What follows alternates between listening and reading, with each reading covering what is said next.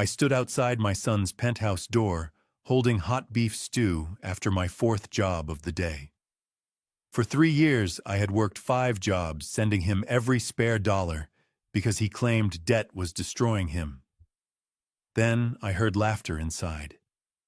"The old man is proud of working 5 jobs," my son scoffed. "That's just proof of a failed life. Let him keep sending money. At least he's still useful." The room burst out laughing. That was the moment I decided to uncover the truth. This story starts with a father who trusted too much. Before we dive in, leave me a comment. Have you ever been betrayed by someone you trusted? Your answer might help someone else feel less alone. Just a heads up, some details are fictionalized for storytelling, but the core lesson about protecting what matters is what I hope stays with you.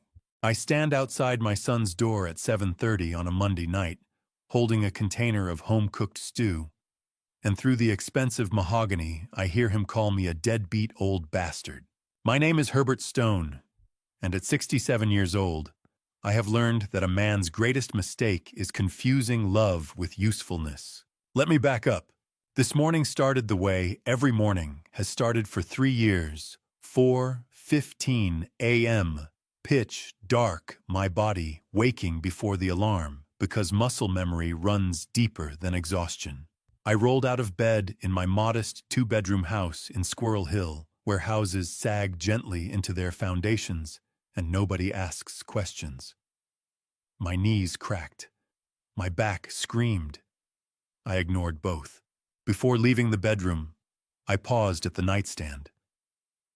Eleanor's photograph sits there in a simple wooden frame, her at 43, laughing at something I said, cheeks flushed with happiness. She has been gone 11 years now. Cancer took her fast. I opened the nightstand drawer. Inside, folded in neat quarters, sits the letter she wrote me 3 days before she died. The envelope is worn soft from my fingers, but I have never opened it. Not because I forgot, but because I am terrified she said something I am not ready to hear. I closed the drawer, closed the 5 jobs, 14 hours a day, 7 days a week. That is my life now. Has been for 3 years straight, ever since my son Lamar, 38 years old, Princeton-educated, sharp as a knife, came to me with tears in his eyes and told me his business was drowning in debt. $180,000. A supplier lawsuit gone wrong, he said. Creditors circling like wolves. He needed help, Dad. Just temporary. I liquidated my retirement savings the next week. It was not enough. So I started working. Job 1, overnight security guard at a downtown office tower, 10 p.m. to 5 a.m. I sit at a desk, watch monitors, walk the floors twice a shift. Job 2, delivery driver, 6 a.m. to noon. I haul packages up staircases, navigate Pittsburgh's streets, smile at customers who do not see me. Job 3, hardware store clerk, 2 p.m. to 6 p.m. I stock shelves, answer questions about drill bits, pretend my hands do not shake. Job 4, grocery stocking, 7 p.m. to 10 p.m. More lifting, more shelves, more fluorescent lights. Job 5, weekend handyman work. Fixing toilets, painting fences, replacing gutters. Whatever pays. I send every single check to Lamar. Every penny. He tells me the creditors are relentless.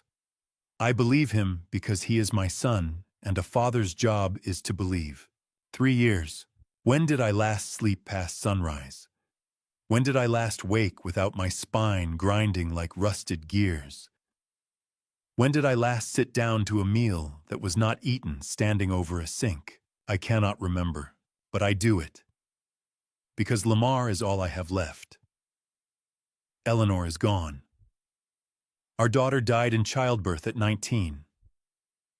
Lamar is the only thread connecting me to the family we built. So I work. I do not complain. I do not ask for gratitude. Tonight, after my grocery shift ended, I went home and made stew. Eleanor's recipe: beef, carrots, potatoes, red wine, and fresh thyme. I packed it in a container still warm and drove to the Meridian. The Meridian is a luxury high-rise in downtown Pittsburgh, all glass and steel and doormen in uniforms that cost more than my monthly grocery budget. Lamar lives on the 14th floor in a penthouse with floor-to-ceiling windows overlooking the city. I know because I helped him move in 2 years ago, hauling boxes up the service elevator while he directed traffic. I took the elevator up tonight still wearing my delivery uniform, sweat-stained and wrinkled. The hallway on the 14th floor is marble, the kind that clicks under your shoes. I walked to his door container, growing heavy in my hands. I raised my fist to knock. Then I heard laughter inside. Loud, unrestrained, the kind that comes with expensive whiskey and people who have never worried about money. I paused. Lamar's voice cut through the door, clear as a bell. Honestly, the guy's proud of working 5 jobs. 5. To me, that is just the hallmark of a failed life. The deadbeat old bastard actually thinks he is helping. More laughter. A woman's voice. Oh my God, Lamar, I am serious, he continued. Every week like clockwork he sends me these checks with little notes. Hope this helps, son. It is pathetic. If he had any real skills, any actual value, he would not need to work like a dog just to scrape together pennies. Someone else. Doesn't he know you are loaded? Lamar laughed. He knows what I tell him. And what I tell him is that I am drowning in debt, and he is my only lifeline. Keeps him useful. Keeps him out of my hair. The laughter that followed echoed in the marble hallway. I stood there, container in my hands, and felt something crack inside my chest. Not my heart that is too dramatic. Something quieter. Something that had been holding me upright for 3 years. I set the container down on the floor outside his door. The plastic made a soft sound against the marble. Then I turned around and walked to the elevator. My footsteps did not echo. I made sure of that. In the elevator descending 14 floors, I stared at my reflection in the polished steel doors. 67 years old. Gray hair. Lined face. Uniform that smelled like sweat and diesel. I looked exactly like what I was, a man who had worked himself to the bone for a son who called him a deadbeat behind closed doors. I decided one thing as I walked away from that door. I would not cry tonight. I would not collapse. I would not scream. I would remember every word, every laugh, every syllable of contempt from the son I had worked myself to death for. And I would think very carefully about what comes next. I sit in my delivery truck in a dark supermarket parking lot on the south side for 5 hours straight, staring at nothing because going home means pretending tonight did not happen. It is 11 p.m. The lot is empty except for a single streetlight that flickers every 30 seconds. I count the flickers. 20, 40, 60. I lose track. The truck cab smells like diesel and old coffee. My hands rest on the steering wheel even though the engine is off. Outside, a security guard makes his rounds past the front entrance, flashlight bobbing. He does not notice me. Nobody does. I replay the words over and over. The deadbeat old bastard actually thinks he is helping. Nah, keeps him useful, keeps him out of my hair. 3 years, 5 jobs, 14 hours a day. $180,000 in debt he claimed was drowning him. And I believed every word because he cried when he asked for help. Because he is my son. Because after Eleanor died and our daughter never came home from the hospital, Lamar was all I had left of the family we built. I pull out my phone at 3:30 a.m. Lamar's contact name glows on the screen. My thumb hovers over the call button for 10 minutes. Then I put the phone away. Not yet. Something shifts in my chest. Not grief I had that in the elevator. This is colder, clearer. A decision crystallizing like ice. I will not confront him. Not tomorrow. Not next week. Not until I understand exactly what he has done and how deep this goes. If Lamar thinks I am a useful fool, then I will be the best fool he has ever seen. I will smile. I will cook him dinner. I will send him checks with little notes that say, "Hope this helps, son." And while I do that, I will investigate every single document I signed, every bank statement I ignored, every story he told me about creditors and lawsuits and businesses drowning in red ink. My son made one critical mistake tonight. He assumed I am too broken to fight back. At 4:15 a.m., my body wakes out of habit, even though I have not slept. I start the truck and drive home to shower and change. At 6 a.m., I clock in for my delivery route like nothing happened. At 6:45, I stop at a diner and buy 2 breakfast sandwiches. At 7 a.m., I knock on Lamar's door. He opens it in silk pajamas, yawning hair mussed from sleep. "Dad, you are early." I hold up the bag. "I made your favorite, well bought it. Sausage and egg on a everything bagel extra cheese." His face does something complicated, surprise, maybe guilt, maybe annoyance, but he takes the bag. "Thanks. You did not have to do that." "I know," I say, smiling. "But I wanted to. You work so hard, Lamar. I just want to make sure you are eating right." He looks at me for a long moment. I hold the smile steady. Finally, he nods. "You are a good dad." I say. I leave before he can see my hands shaking. Tuesday afternoon, after my hardware store shift ends at 6 p.m., I do not go to my grocery stocking job. I call in sick for the first time in 3 years. The manager sounds shocked. I tell him I have a stomach bug. He tells me to feel better. Instead, I drive to the Pittsburgh Public Library on the north side. The second-floor reading room is quiet, just a handful of college students with headphones and an elderly woman reading newspapers. I borrow a laptop from the front desk using my library card. I have not used a computer for anything but work emails in years. My fingers feel clumsy on the keyboard, but I remember enough. I start with my email account. I search for every message Lamar sent me over the past 3 years. There are dozens. Most are short. "Thanks for the check, Dad. Creditors are pushing hard this month. You are saving my life." I find the first one dated September 2022. The subject line, "Emergency, please call." In the body, he attached a PDF, a legal document titled Demand for Payment, listing a debt of $180,000 owed by a company called Eleanor's Craft Supply, LLC. I stare at that name for a full minute.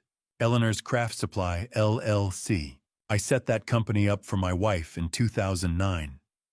She loved making quilts, hand-stitched blankets, little decorative pillows she sold at craft fairs on weekends. It made her happy. She never made much money, maybe a few $1,000s a year, but it was hers. Something separate from being a mother and a wife. Something that belonged only to Eleanor. When she got sick in 2010, the craft business stopped. After she died in 2014, I never touched the account. It just sat there, a corporate entity with her name on it, dormant. Lamar knew about it. Of course he did. He helped me set it up back when he was 24 and fresh out of business school, eager to show off what he learned about LLCs and tax structures. I open another tab and search for Eleanor's Craft Supply, LLC in the Pennsylvania Business Registry. It is still active. The registered agent is listed as Lamar Stone. It was changed from my name to his in 2021. I click through more documents Lamar sent me. Bank statements, payment receipts. Every single one lists Eleanor's Craft Supply, LLC as the debtor. The debt is not from some outside business venture gone wrong. My son has been systematically bleeding money out of his dead mother's company, then turning to me and claiming he needed help paying off creditors. He used her name, her legacy, the one thing she built that was entirely hers. I sit frozen in the library chair. Around me, students type on laptops. The old woman turns a page. Outside the window, a bus hisses to a stop. My hands are shaking again, but this time it is not grief. It is not even shock. It is rage. I open a new tab. My fingers move slowly across the keyboard, one key at a time. Elder financial abuse attorney, Pittsburgh, Pennsylvania. The search results fill the screen. Dozens of law firms. Free consultations. Testimonials from families who discovered too late that someone they trusted had been stealing from them. I stare at the screen. Eleanor's Craft Supply, LLC. Her name tied to documents showing systematic theft. My son did not just steal from me. He stole from his dead mother's legacy. I need a lawyer, yes, but first I need to know exactly how deep this goes. At 2 a.m. on a Wednesday night, sitting across from Leland Fisher at the security desk with 2 cups of stale coffee between us, I break my silence and tell another human being what my son said. The words come out flat. No tears, no cracking voice, just the facts laid out like an incident report. Monday night. The Meridian Building. Standing outside the door with home-cooked stew. My son's voice through expensive mahogany calling me a deadbeat old bastard. The laughter. Walking away. Then Tuesday afternoon at the library. Eleanor's Craft Supply, LLC. The company I built for my late wife now bleeding money into documents with my son's signature all over them. Leland listens without interrupting. The fluorescent lights hum yellow above us. The CCTV monitors glow in the corner, cycling through empty hallways and parking garages. We have sat at this desk together for 2 years, 5 nights a week, mostly in comfortable silence. I know he takes his coffee black.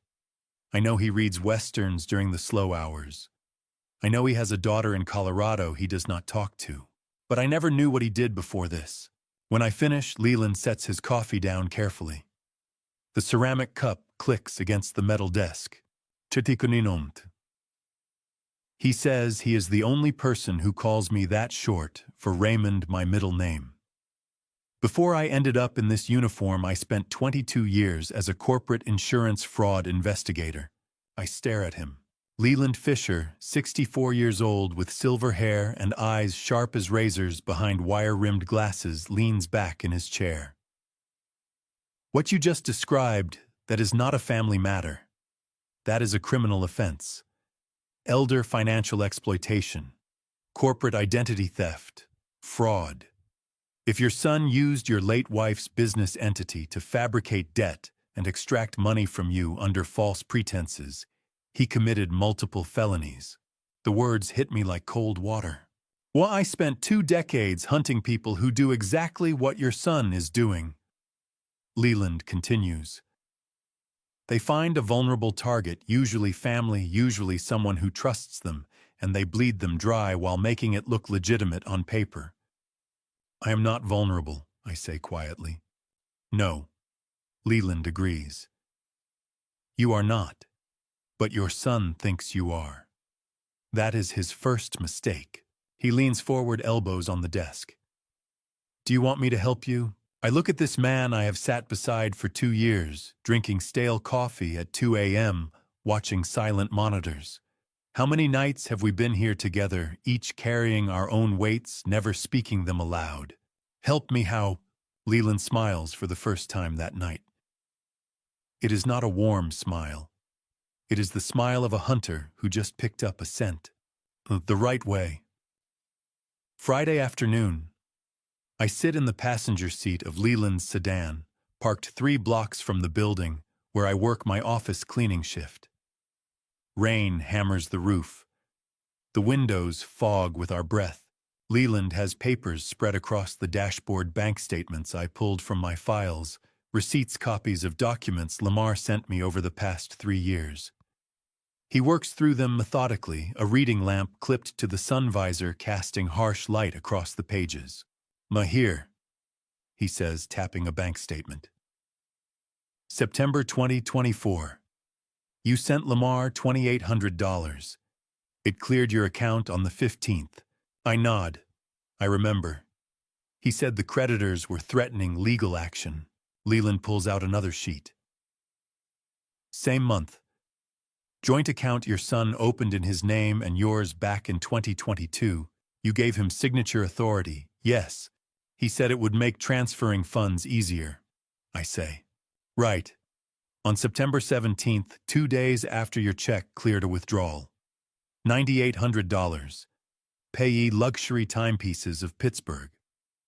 He slides a printout across to me. It is a receipt. Rolex Submariner stainless steel. Date of purchase September 17th, 2024.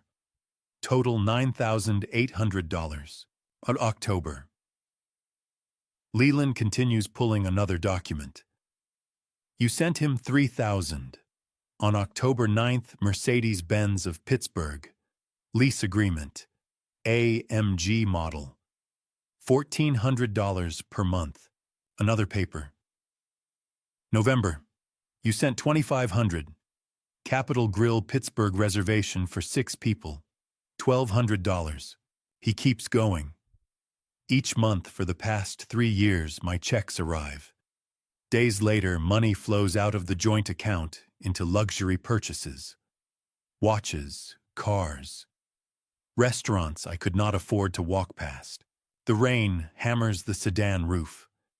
The papers spread across Leland's dashboard glow under the streetlight. Each receipt is a small knife. Your son is not paying off debt, Leland says quietly. He is funding a lifestyle, and I think I know why. He pulls out his phone, shows me a photograph from a society page. Pittsburgh Business Times, dated 3 months ago. A charity gala. In the photo, my son stands in a tuxedo beside a young woman in an evening gown. The caption reads, Lamar Stone of Stone Consulting with Estefania Whitfield, daughter of industrialist Cassius Whitfield. Cassius Whitfield. I know that name.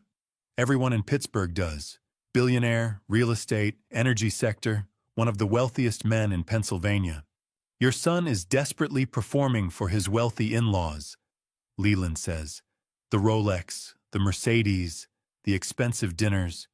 He is building a fake image of grand success to match his wife's status, and you are paying for every piece of it. I stare at the photograph. My son looks polished, confident, successful. Everything I am not. I reached out to an old contact, Leland says. Vince Caro, private investigator.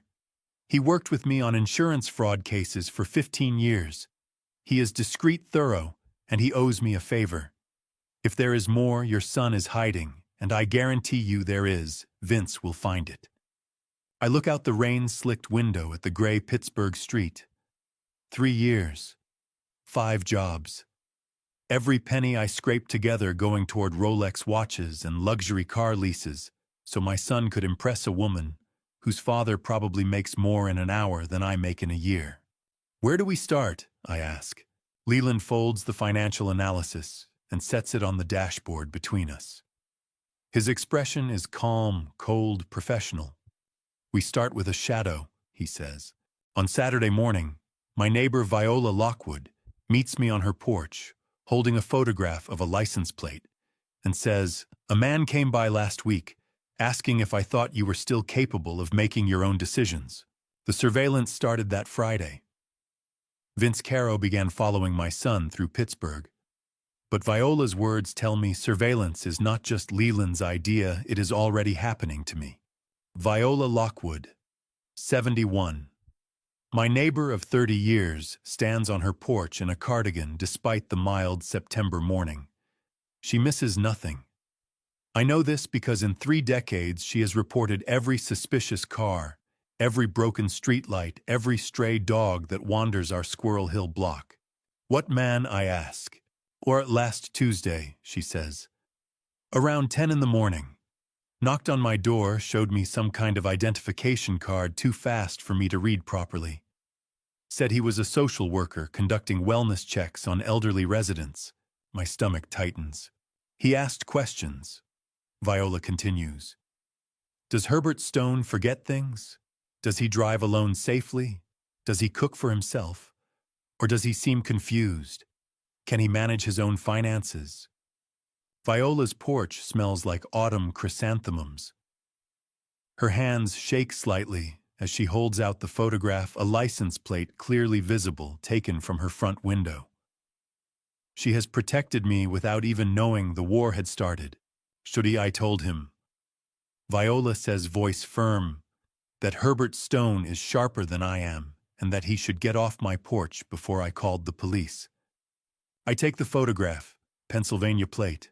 I do not recognize it, but Leland will. Did he go to any other houses, I ask? Not that I saw, just mine. He left after I threatened to call 911. I hug her.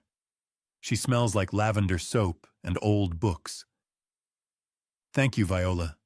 Can you keep this photo safe? And if anyone else comes asking questions about me, tell me immediately. Of course, she says, then quieter. Herbert, what is going on? Family trouble, I say. It is not a lie. Inside, the gears are turning. My son does not just want my money. He wants my autonomy. You need to understand something. In Pennsylvania, an adult guardianship order can strip every right you have. Finances, medical decisions, where you live, all gone with the judge's signature. The person declared your guardian controls everything. You become a legal child again, except children eventually grow up. Wards of guardianship rarely escape, and the evidence needed testimony from neighbors. A social worker's report. A doctor's note about memory issues. Lamar is not stealing anymore. He is building a cage. I text Leland the license plate photo. His response comes in under 2 minutes. Bring it Monday.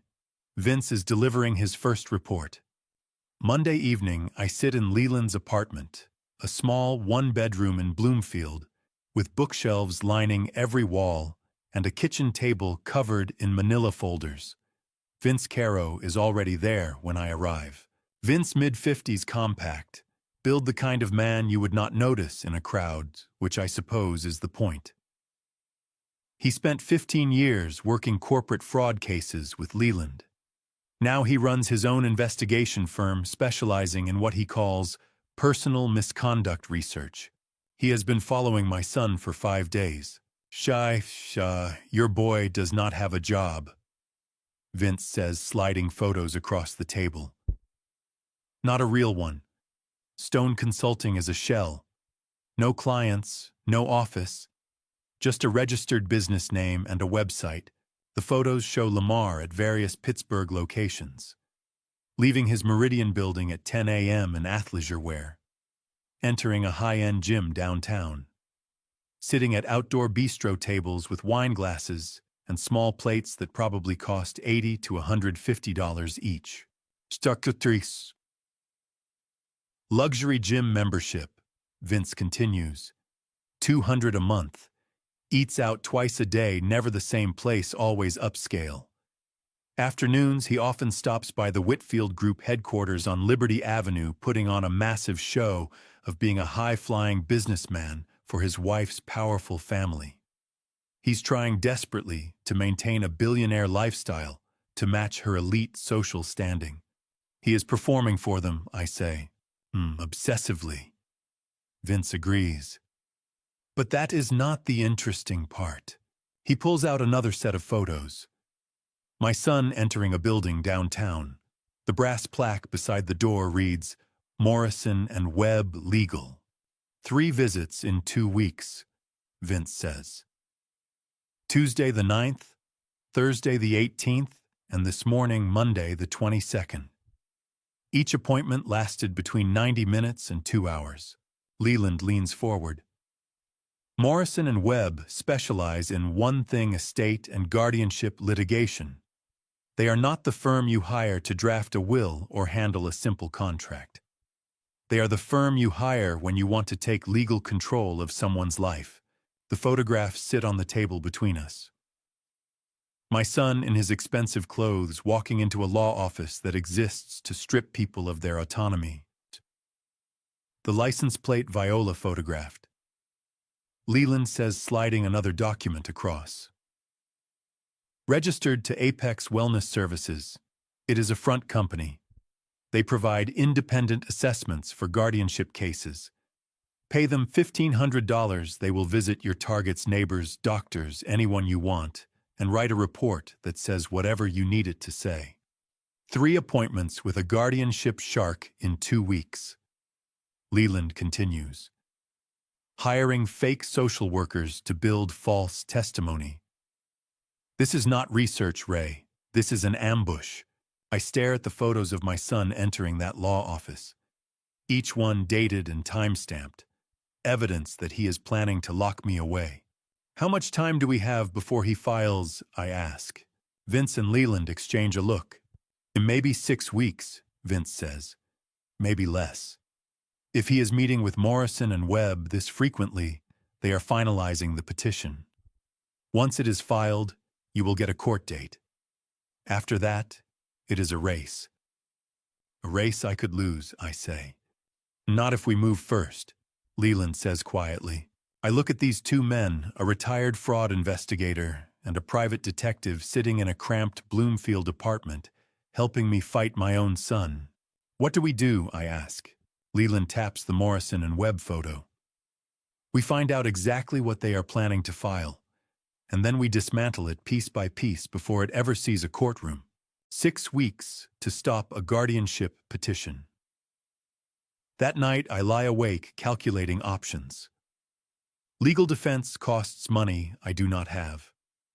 But Tuesday afternoon, I drive down to the East Side Industrial Zone with a heavy iron key hanging around my neck, the key to a property I have not visited in 4 years. Because every time I think about going, I remember Eleanor's hands signing the deed. The East Side Zone is all rusted chain link and cracked asphalt warehouses the color of old pennies stretching in rows like tombstones. I pull my delivery truck up to a set of iron gates secured with a padlock bigger than my fist. The sign above reads, Lot 47B, 12,000 square feet. I get out. The key hangs on a leather cord under my shirt. I have worn it every day since Eleanor died.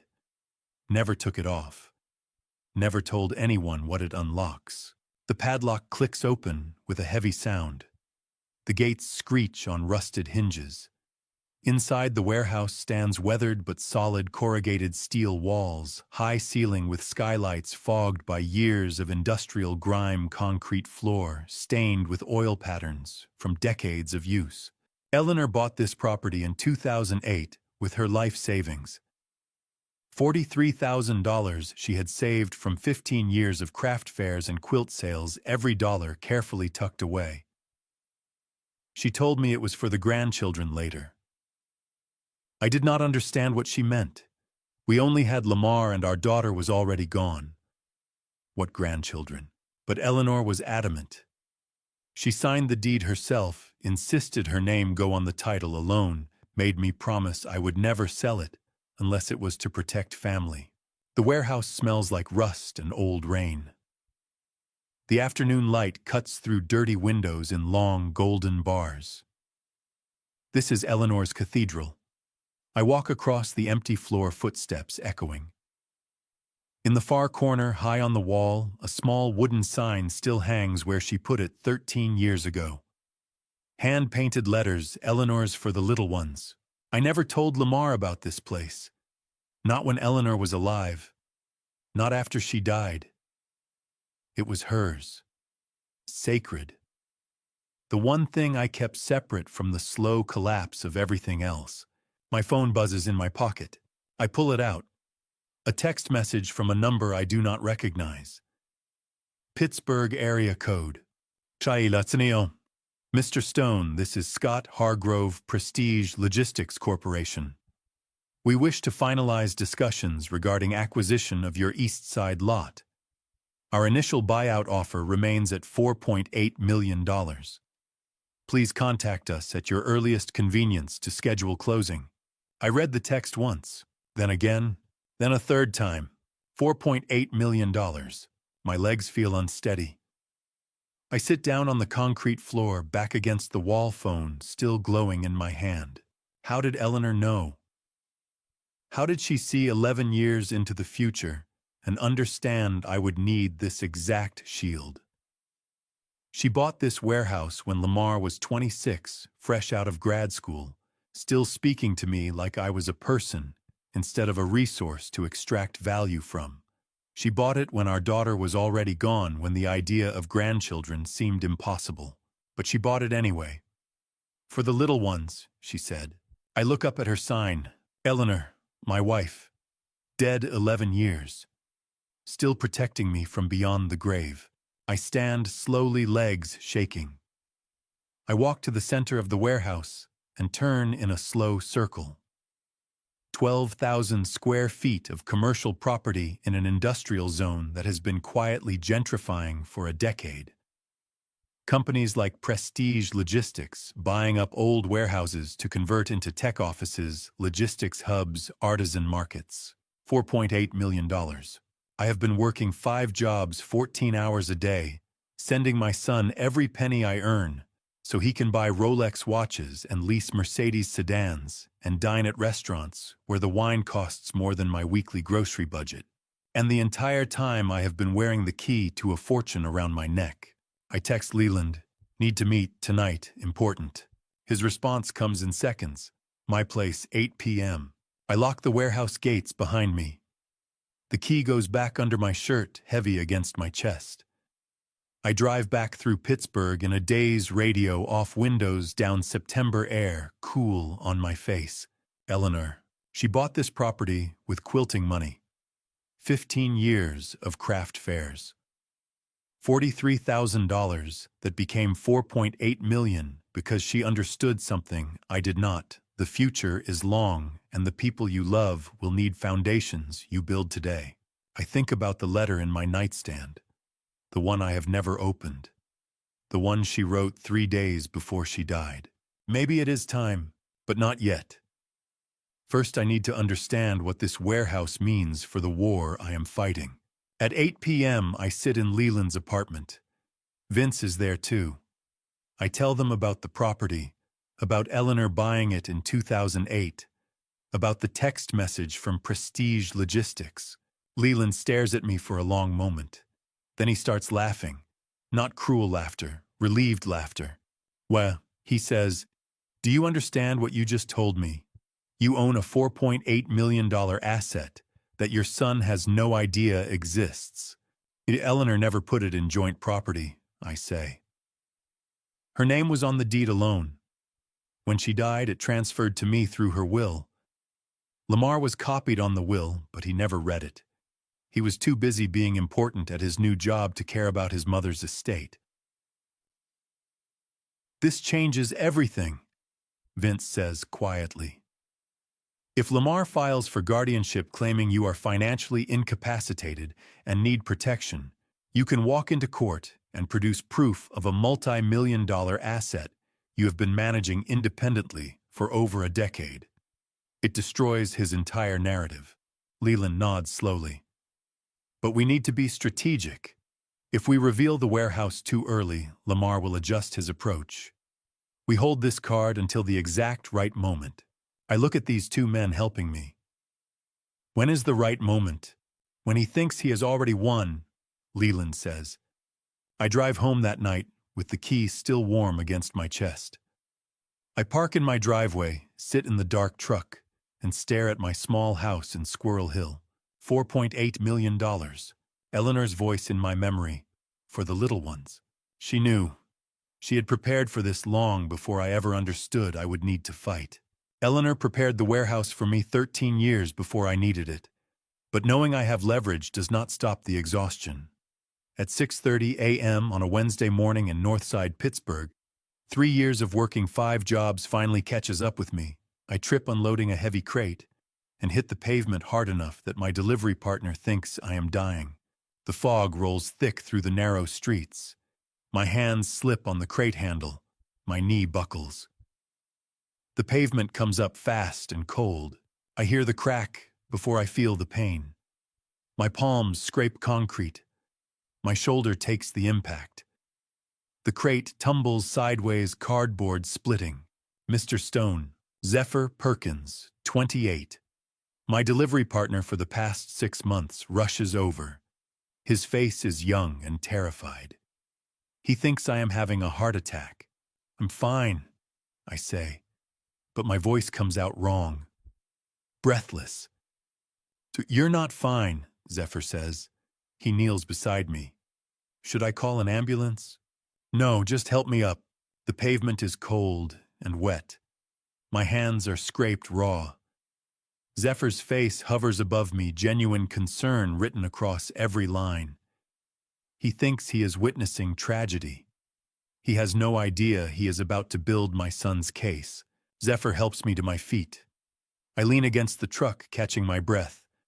My shoulder throbs. My hands sting. But nothing is broken. Maybe you should go to the hospital, Zephyr says. I'm 67 years old, I tell him. I've had worse falls in my own kitchen. He looks unconvinced, but lets it go. We finish the route together. He carries the heavy crates. I handle paperwork and signatures. We do not talk about it again. I do not think about it again either. Not until 3 days later when Leland shows me the video. We sit at the security desk Saturday night, 2 a.m., our usual shift. Leland pulls out his phone without warning. Ray, he says quietly, you need to see this. The video plays on his screen. Shaky footage clearly shot on a phone. Me lying on wet pavement. Zephyr rushing over. The timestamp reads, Wednesday, 6:47 a.m. The caption, this old man works 5 jobs and still falls down, someone give him a break. Below it, 43,000 views, 6,200 likes, 890 comments. I read the comments. They are kind. Someone help this man. This breaks my heart. Why is he working so hard at his age? Every comment is compassion. Every view is sympathy. Zephyr posted it, Leland says. Wednesday afternoon. It went viral in the Pittsburgh community within hours. You need to understand what a viral video means in a guardianship case. 43,000 witnesses to your decline. It does not matter that they are feeling compassion, not concern. It does not matter that they see an exhausted man, not an incompetent one. What matters is that a judge will see evidence of physical frailty documented and timestamped. Your son found it, Leland continues. He swipes to show me a screenshot, a text message thread between Lamar and a contact labeled Morrison and Webb Legal. Lamar's message sent Thursday morning. Can we use this video as exhibit evidence of failing physical and cognitive health? 43,000 views equals credible documentation. The response, absolutely. Forward link. Will archive before he can request takedown. I stare at the phone. 43,000 strangers felt sorry for me. My own son was using it to pull the trap tighter. Zephyr has no idea, I say quietly. No. Leland agrees. He was trying to help. He thought maybe someone would see the video and offer you a break. Instead, he handed your son ammunition. I hand the phone back. My hands are steady. That surprises me. What do we do? I ask. Nothing, Leland says. The video is already archived. Trying to take it down now makes you look like you are hiding evidence. We document it, add it to our file, and prepare counter-evidence showing you are perfectly capable. Sunday morning, I attend St. Michael's Church in Oakland, like I do every week after my overnight shift ends. I have been coming here for 15 years. Same pew, 3rd row from the back left side. Pastor Robert Dunn knows me by name. So does half the congregation. After the service, Pastor Robert catches my eye. He gestures toward his office. Something is wrong. His office is small and quiet, lined with bookshelves and smelling faintly of old paper. He closes the door behind us. Raymond. He says he is one of the few people who use my full middle name. I need to tell you something. I sit. He sits across from me, hands folded on his desk. Your son came to see me last Tuesday, Pastor Robert says.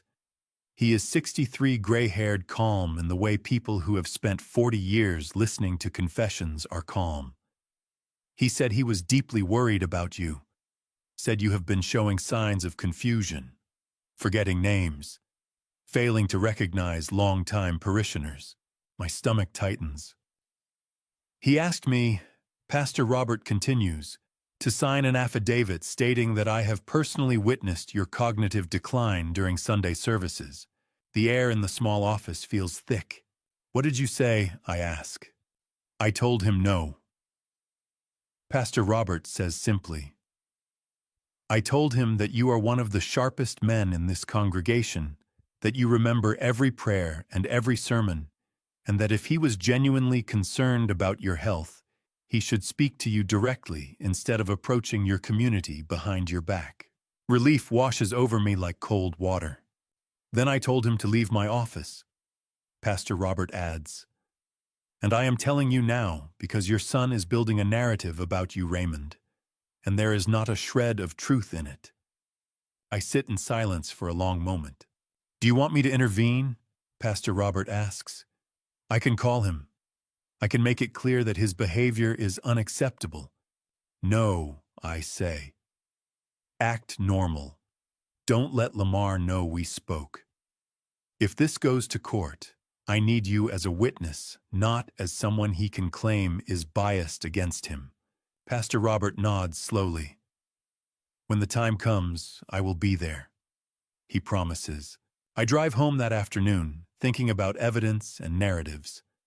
Lamar is building his case brick by brick. Viral videos, fake social workers, church pastors. But he is making one critical mistake. The people who actually know me are refusing to lie. The people who know me are refusing to lie. But I need more than honest witnesses. I need a lawyer who can turn honesty into armor. On Monday, during my lunch break, sitting alone in the 12th floor cafeteria with complex legal printouts spread across the table, the corporate office manager, Diane Foster, walks over and says, Herbert, what's wrong? I look up. Diane Foster has worked on this floor for 8 years. I have cleaned these offices for 2. We exchange pleasantries during my evening shift. She works late. I work nights, our paths cross in empty hallways. She has always been kind, but we are not friends. We occupy different worlds. Just reading, I say. She glances at the papers.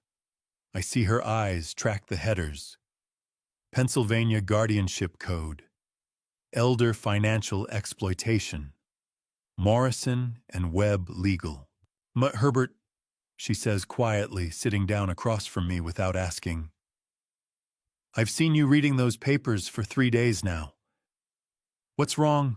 Sometimes your salvation comes from the people who see you when you are invisible. The office manager who notices the janitor reading legal documents during lunch. The delivery partner who rushes to help when you fall. The pastor who refuses to lie. I tell her. Bare bones. My son claims I owe him money for a business debt that never existed. He drained his dead mother's company account. Now he is building a guardianship case to take legal control of my life. I have maybe 4 weeks before he files. Diane listens without interrupting. When I finish, she leans forward. I have a close friend from law school, she says. Belinda Phelps. She specializes exclusively in asset fraud and estate protection. If what you are telling me is accurate, she will want to see you. Diane pulls out her phone. Right there at the cafeteria table, surrounded by the smell of microwaved lunches and vending machine coffee, she makes the call. Belinda, it's Diane Foster. I need you to see someone. Emergency consultation. Yes, I know your calendar is full. Trust me on this one. A pause. Diane looks at me. Thursday at 3 p.m., she says. Can you make that? I nod.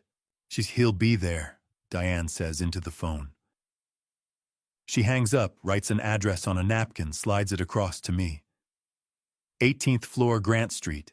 Don't be late. And Herbert, bring everything. Every document your son ever sent you. Every bank statement, every receipt, everything. That night, after my grocery shift ends, I go to the library. I look up Belinda Phelps on the computer. 28 years in practice. Exclusive focus on elder financial exploitation and estate fraud. 94% success rate in contested guardianship hearings. Partner at Phelps and Morrison Legal, Wait Different Morrison. Not the one Lamar hired. I stare at her photograph on the firm website. Professional headshot. Gray suit. Serious expression. The kind of lawyer who charges more per hour than I make in a week. I close the browser. I drive home. For the first time in 3 weeks, I sleep past my alarm. Thursday at 2:45 p.m. I stand outside a glass tower on Grant Street, wearing my cleanest shirt and pants that still smell faintly of diesel. The lobby is all marble and polished steel. A security guard directs me to the 18th floor. The elevator ride takes 43 seconds. I count each one. My hands are clean but calloused. The decades of hard labor are written into every line, every scar, every crooked knuckle. I'm about to sit across from someone who exists in a completely different world. The law offices of Belinda Phelps occupy half the 18th floor. Floor-to-ceiling windows overlook the Allegheny River. The receptionist expects me. She leads me to a corner office with a view that stretches all the way to the North Shore. Belinda Phelps, 52, stands when I enter. Gray suit, firm handshake. She gestures to a chair across from her desk.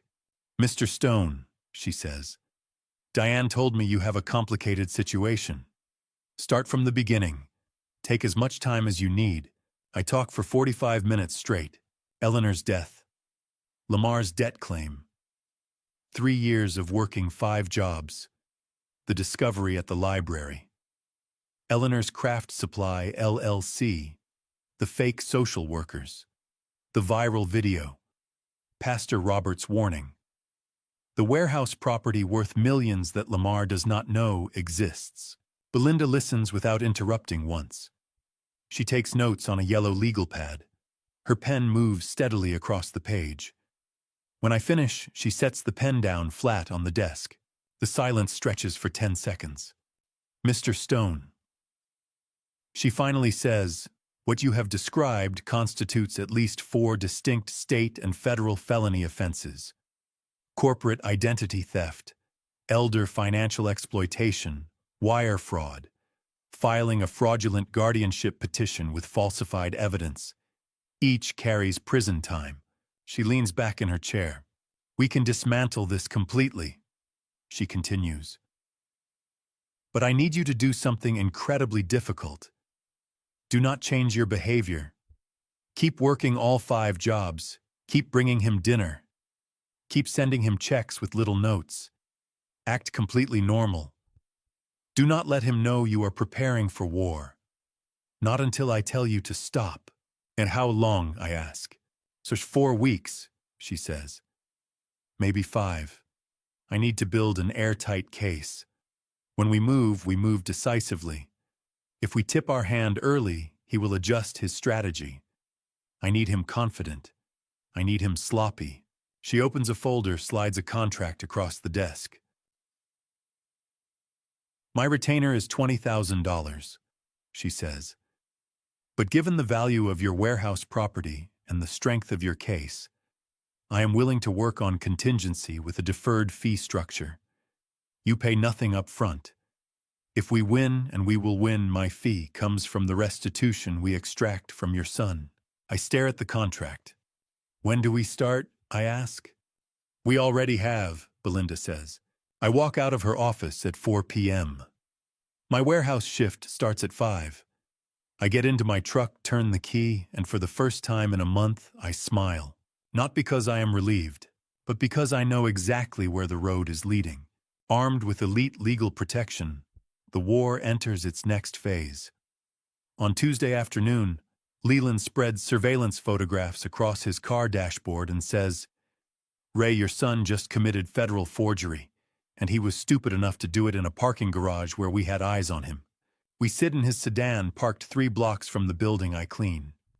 Rain hammers the roof. The photographs are high-resolution shot with telephoto lenses from multiple angles. Monday evening. Leland says, tapping the first photo. Whitfield Group Headquarters parking garage.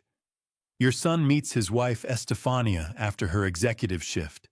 The image shows my son standing beside a black Mercedes briefcase open on the hood. Estefania stands across from him in a business suit, her expression tired. He hands her a stack of documents. Leland continues sliding the next photo across. Thick stack. Legal-size paper. She's used to signing corporate briefs all day, muscle memory. She skims the top pages and signs without reading the fine print. The surveillance photograph shows Estefania signing with her Mont Blanc pen, the same one she probably uses for million-dollar contracts. She has no idea she's signing her name to fraud. Standard executive oversight, Leland says. You sign 50 documents a day, you stop reading each word. Lamar knows this. He counts on it. The next photo shows Lamar sliding the documents back into his briefcase, casual, like they just finalized dinner reservations. Here's where it gets interesting, Leland says. He pulls out a different set of photographs, extreme close-ups, enhanced and sharpened. Vince got clean shots of the document pages while Estefania was signing. Took us 2 days to enhance the resolution, but we got readable text. I lean forward. Preliminary guardianship filing, Leland says. Petition to declare you legally incapacitated and assign guardianship authority to your son. Standard forms. Estefania's signature appears on 6 pages total. He pauses. Ote, but here's the problem.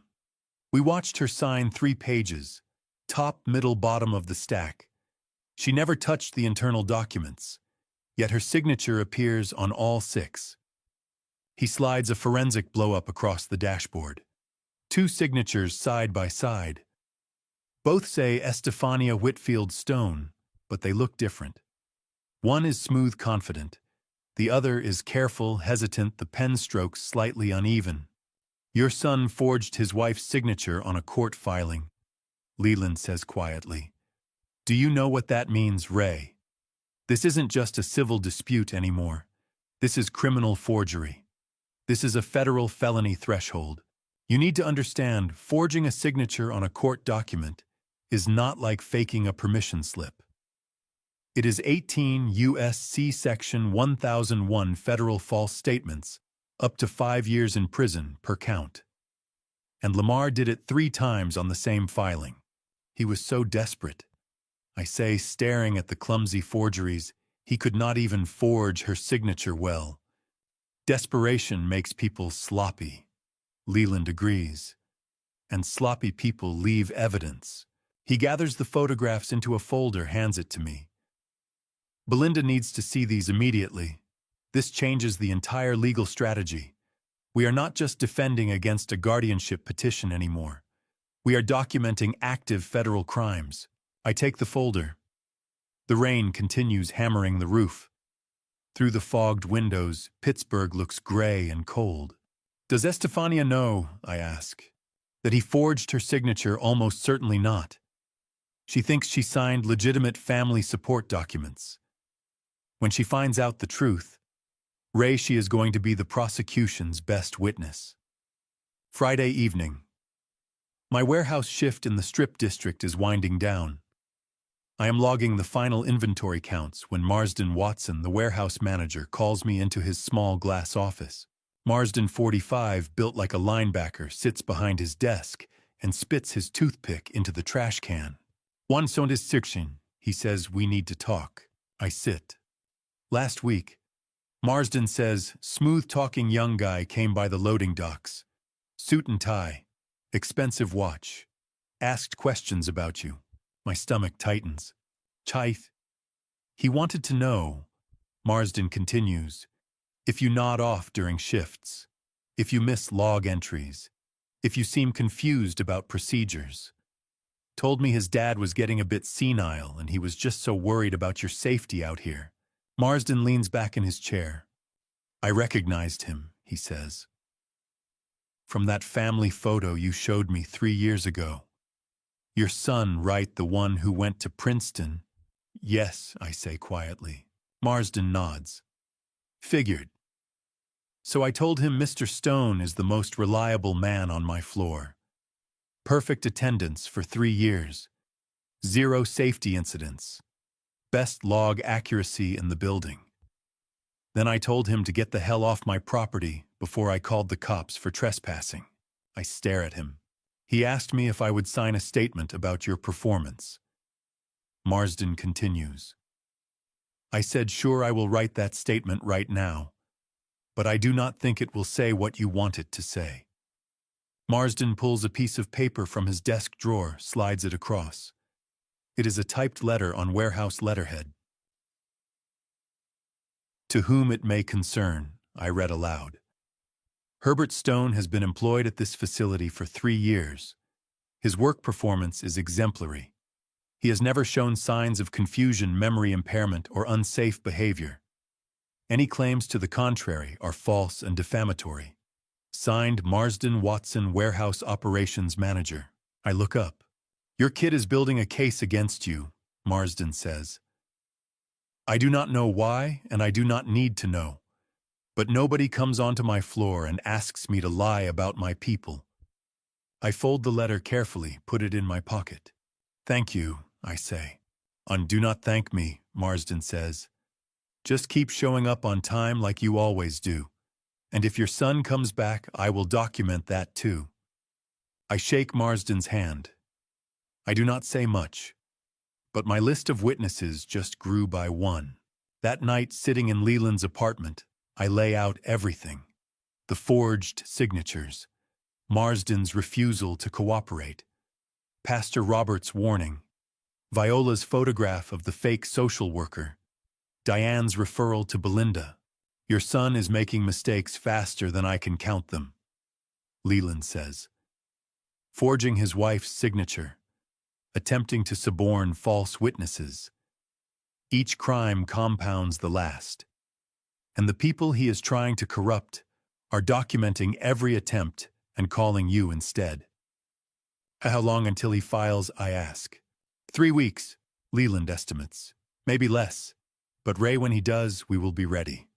While my network of loyal witnesses expanded, Leland and Vince focused heavily on the financial trail, looking for cold numbers that Lamar could never wiggle out of. On Saturday morning, Leland spread 23 bank withdrawal slips across his dining table. Ray, your son, has been forging your signature for 18 months, Leland said. $47,000 in federal bank fraud. Leland's home office had become an investigator's war room, covered in documents, timeline charts, and forensic binders. Vince sat across from me, his spreadsheet glowing. The old PNC Bank savings account you opened for Eleanor in 1987. Vince explained, sliding a printout over. 23 counter withdrawals over 18 months, ranging from $800 to $4,500. Totaling $47,000. I stared at the numbers. I had never authorized them, nor did I know the online password. Leland pulled out scanned teller slips. The signatures looked like mine, but they weren't. The capital H has a different angle, and the S loops too wide, Leland noted. A handwriting analyst will spot these instantly. Under 18 U.S.C. Section 1344, federal bank fraud carries up to 30 years in prison. 30 years. Lamar was 38. He would be 68 when released. My age now. I didn't want my son caged, but he had to be stopped permanently. Belinda needs these immediately, Leland said, sliding the documents into an envelope. Counting Lamar's felonies, we had corporate identity theft, elder exploitation, 23 counts of bank fraud, 3 counts of document forgery on the guardianship filing, and attempted suborning of false witnesses. On Monday, I took initiative. I scheduled an in-person meeting with Scott Hargrove at Prestige Logistics Corp. Their North Shore offices overlooked PNC Park. "Mr. Stone, we've been trying to reach you for 3 weeks," Scott said, opening a portfolio. He explained that a man representing the Stone estate had attempted to negotiate an immediate cash buyout of our East Side warehouse using a notarized power of attorney. Scott slid the document over. The signature looked like mine, but their legal team had compared it to Eleanor's original 2008 deed. The discrepancies were clear. The new signature was careful, hesitant, and wrong. "We suspended negotiations," Scott said. "Who was that representative?" "My son," I replied. After a long silence, Scott asked if I still wished to sell. I agreed, provided we did it directly with clean terms and no intermediaries. We shook hands. Eleanor's warehouse was in play.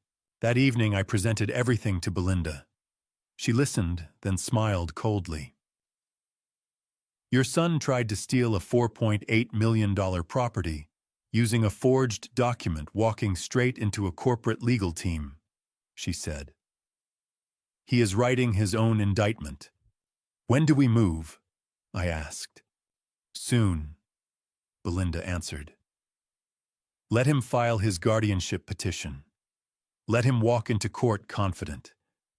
Then we will dismantle him piece by piece." Driving home, I thought about 30 years and my son's notarized lies. His greed is writing his own indictment, one forged signature at a time. But while I had been documenting crimes against Eleanor's warehouse, Lamar was planning something closer to home. On Wednesday afternoon, Viola called, her voice urgent. "Herbert, there's a car parked 3 houses down," she said. "A man inside has been photographing your property for 4 days straight." I was at the hardware store halfway through my afternoon shift, so I stepped into the back stockroom. Viola described a dark blue sedan with Pennsylvania plates. The driver was using professional camera equipment to capture my house from every angle. "I'm going outside to get his license plate," Viola whispered. Through the line I heard footsteps and the click of her phone camera photographing the photographer. She read off the plate Echo Bravo 7429 and sent me the photo. I immediately relayed the plate number to Leland. While waiting for his call back, I stared at the stockroom walls, thinking of this house. Eleanor and I bought it in 1989. We argued over bedroom paint. She planted her favorite yellow roses, and Lamar learned to walk on the front porch. Now someone was calculating its liquidation value. 28 minutes later, Leland called back. "The vehicle is registered to Apex Realty Brokerage, a discount liquidation agency specializing in fast estate sales at 70% market value. Someone hired them to appraise it. Your son plans to sell your home the moment he gets that guardianship order. A home of 36 years is not just walls. It is every memory, every mark measuring a child's height, the creaking floorboards, and Eleanor's roses. My son was measuring all of it for profit." "I need to call Belinda," I said.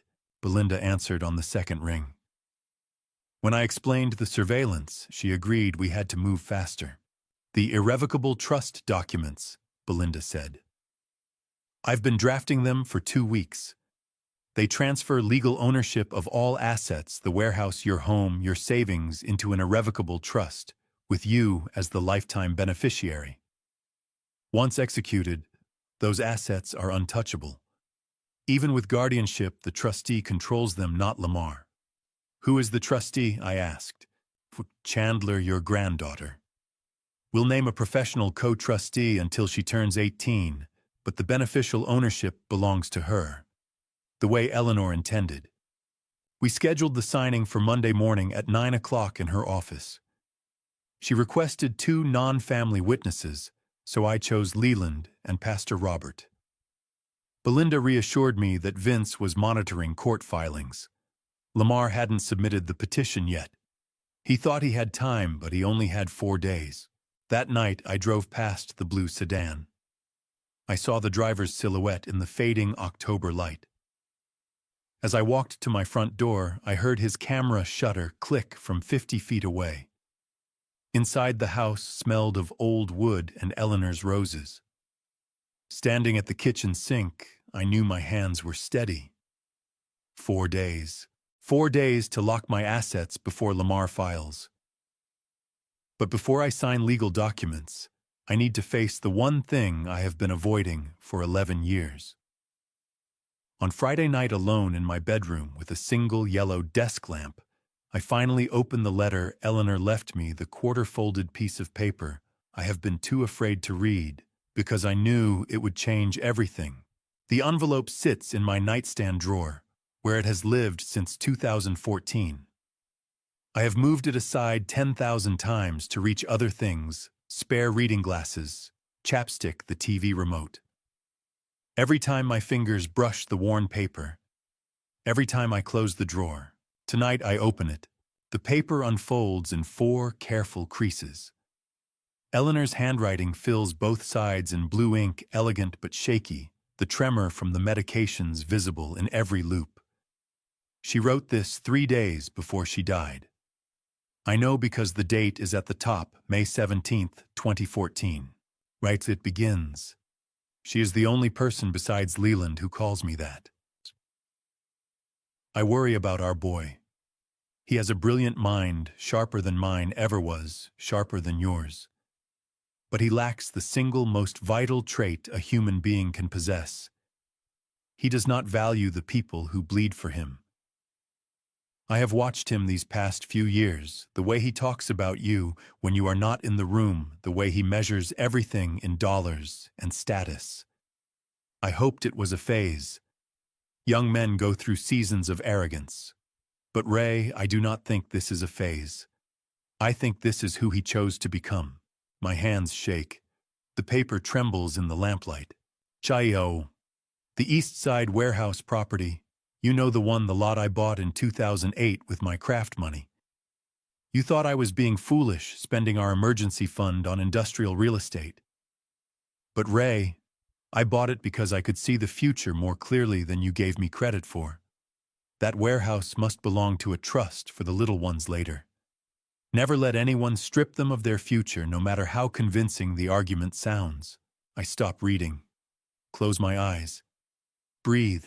You have to understand, Eleanor was not just writing a letter. She was building a fortress 11 years in advance, brick by brick, instruction by instruction. I keep reading. And Ray, if the day comes where you must fight him, and I fear it will fight only with the absolute truth. Do not embellish. Do not exaggerate. Do not try to make yourself look better than you are. The truth is the only weapon that never requires an apology. The truth stands on its own, and it outlasts every lie. The letter continues for another page. Instructions about the warehouse deed. The name of her attorney. A post office box number where she kept backup documents I never knew existed. The final line. I love you more than words can carry. You are the best man I have ever known. Do not let anyone convince you otherwise. Your Eleanor. I fold the letter carefully along its original creases. Press it against my chest.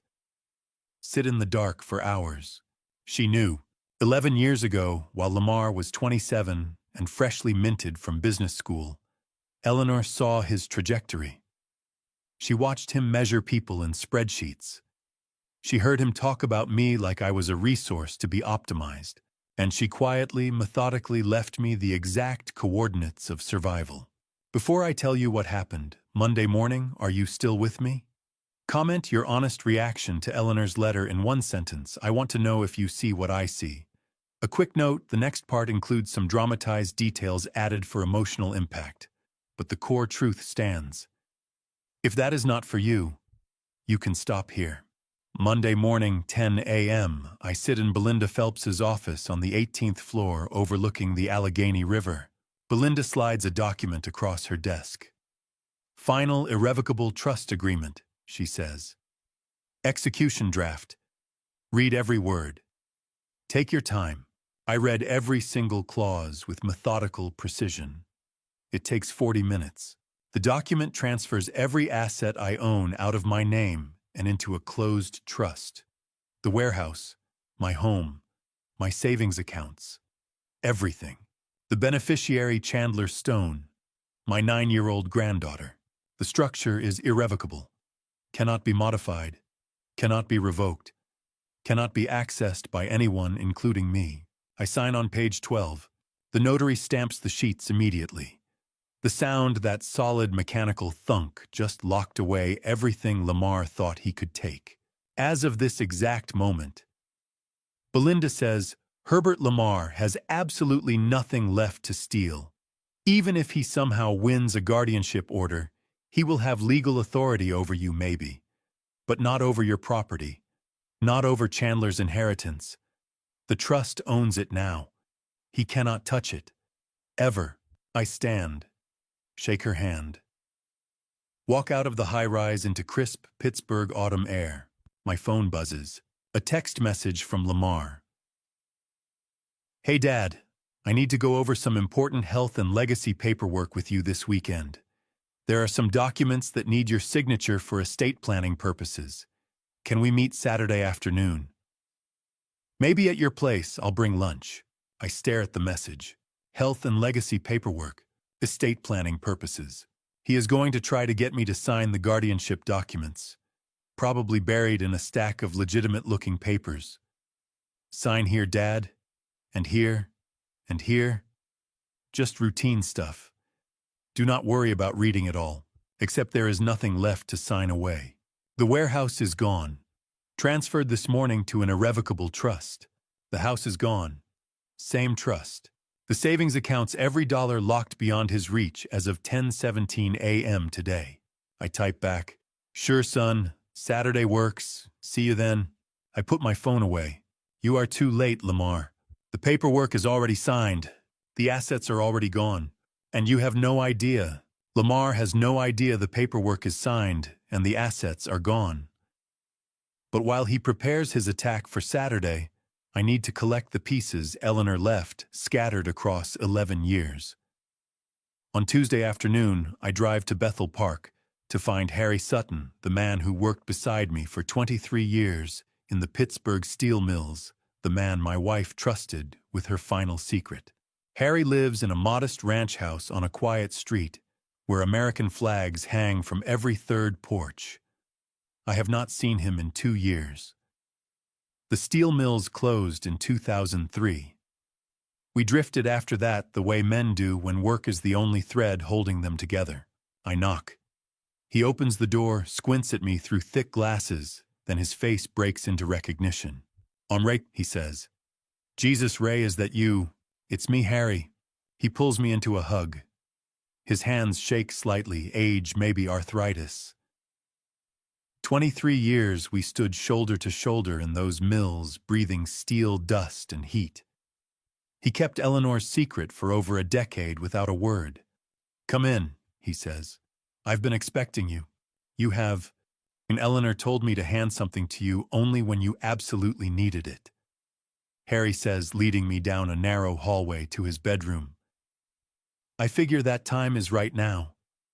He kneels slowly, painfully, and opens a compact, fireproof safe in his bedroom closet.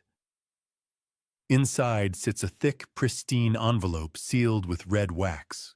Eleanor's handwriting on the front for Raymond Stone, to be opened when necessary. Harry hands it to me. "Original copy of Eleanor's last will and testament," he says. Signed 2009. 2 independent witnesses. I was one of them. The other was her attorney, Margaret Holloway, but she passed away in 2017. I break the seal. The document inside is legal-size paper, professionally drafted, notarized.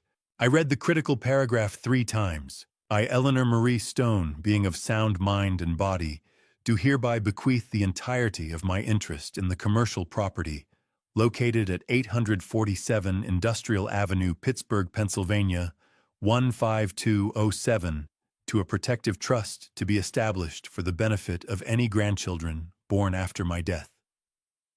This property shall bypass my son Lamar Stone entirely and shall not be subject to claims by creditors, spouses, or legal guardians. The trustee shall be appointed by my husband Raymond Stone at his sole discretion. How did Eleanor see so far into the future? How did she know 11 years before this moment exactly what I would need? She asked me to hold this far away from the house, Harry says quietly. She said, just in case Lamar looks through drawers when I'm gone, I take the envelope. My wife was fighting for me from 11 years in the grave. Thank you, Harry, I say. You in some kind of trouble, Ray? I say. But I'm handling it. Saturday afternoon arrives. I drive to the Meridian Building downtown Park, in visitor parking, take the elevator to the 14th floor. I knock on Lamar's door at exactly 2 p.m. The door swings open. My granddaughter Chandler, 9 years old, throws her arms around me with a force that nearly knocks the wind from my chest. She still believes in goodness. She still thinks adults tell the truth. Grandpa, she shouts. Hey, sweetheart. I say, kneeling to hug her properly. Lamar walks out from the kitchen, phone pressed to his ear, gesturing that he will be just a minute. He looks relaxed, confident. A man who thinks he holds all the cards. Chandler pulls me into the corner of the living room where her toys are scattered. She whispers, barely audible. Grandpa, yesterday I was watching cartoons on my tablet in my room, and Daddy was talking really loud in the living room with another man. He sounded scary. I hit the voice recorder button because I was frightened.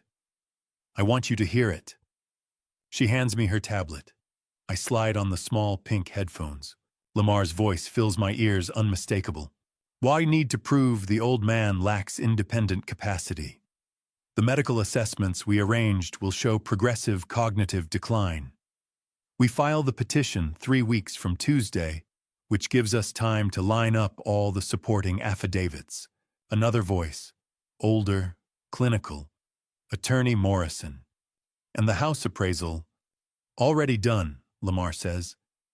Apex Realty values it at $320,000. We can liquidate within 2 weeks of guardianship approval. The warehouse property is the bigger prize, $4.8 million.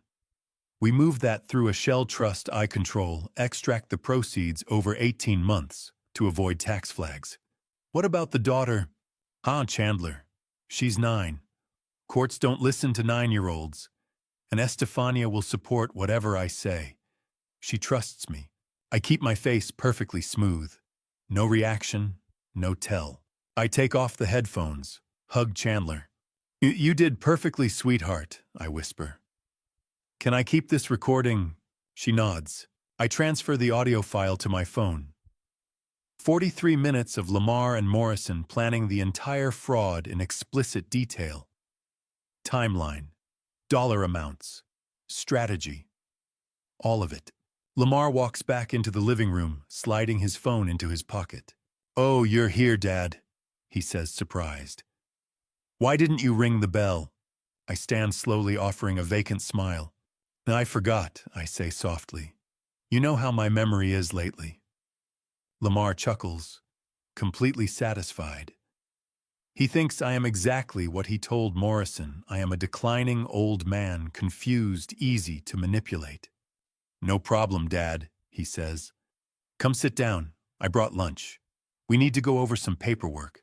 He gestures to the dining table where a stack of documents sits beside deli sandwiches and bottled water.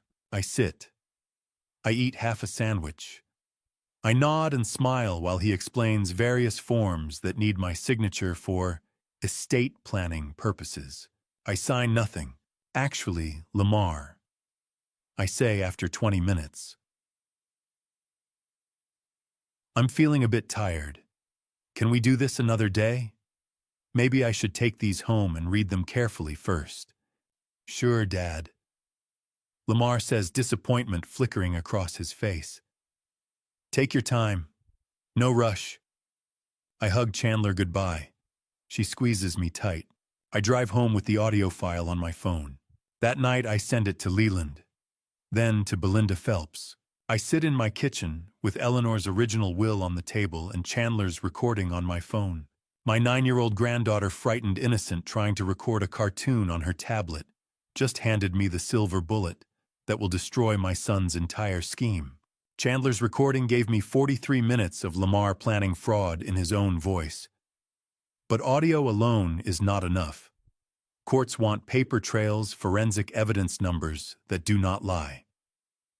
The subpoena arrived 72 hours after Chandler's recording, and I held the single-page document like it was the Dead Sea Scrolls, because in family court, bank records do not lie, and liars cannot hide behind charm when federal documentation starts talking. Monday morning, October 20th. I meet Belinda at her Strip District office. She slides the approved subpoena across her desk. "Ha PNC Bank," she says. "Court-ordered disclosure of all transaction records for your legacy savings account. Every withdrawal, every signature, every IP address and geolocation tag." She gestures to a woman sitting beside her desk with a laptop open. "This is Lauren Briggs, bank fraud analyst. I have retained her as our expert witness." Lauren, mid-40s, wire-rimmed glasses, the efficient manner of someone who spends days staring at spreadsheets, nods at me. "Mr. Stone," she says, "once we get these records, the paper trail will reveal everything. Signature forgeries, we can prove those through forensic handwriting analysis. IP addresses will show where the transactions originated. Withdrawal patterns will demonstrate systematic theft over time. This is irrefutable technical evidence that your son acted alone without your knowledge or consent." I feel the walls closing in on Lamar from all sides. Not just emotional evidence now. Financial forensics, numbers, timestamps, digital fingerprints. My son stole from me twice my trust and my money. But he forgot I worked construction for 31 years, where every nail gets counted and every measurement matters. Lauren turns her laptop toward me. The screen displays a sample transaction log from a similar case she worked. "Just to see these timestamps," she says, pointing. 3:47 a.m. "If we can prove you were verifiably elsewhere at that time, asleep at work, anywhere with an alibi, the forgery becomes obvious." I lean forward. The spreadsheet cells glow with cold, numeric certainty. Each row is a theft. Each column is a lie. "And geolocation data," Lauren continues, "will show the IP address where the online banking session originated. If it is coming from your son's home address while you were somewhere else, that is prosecutable evidence." I reach out and touch the subpoena. The court seal is raised, embossed into the heavy paper. I can feel the authority in it, the weight. Belinda's office smells like fresh ink and old law books. The scent of accountability finally arriving. "When do we get the records?" I ask. 10 business days, Belinda says. "PNC has to comply within 2 weeks of service. We will have everything by early November."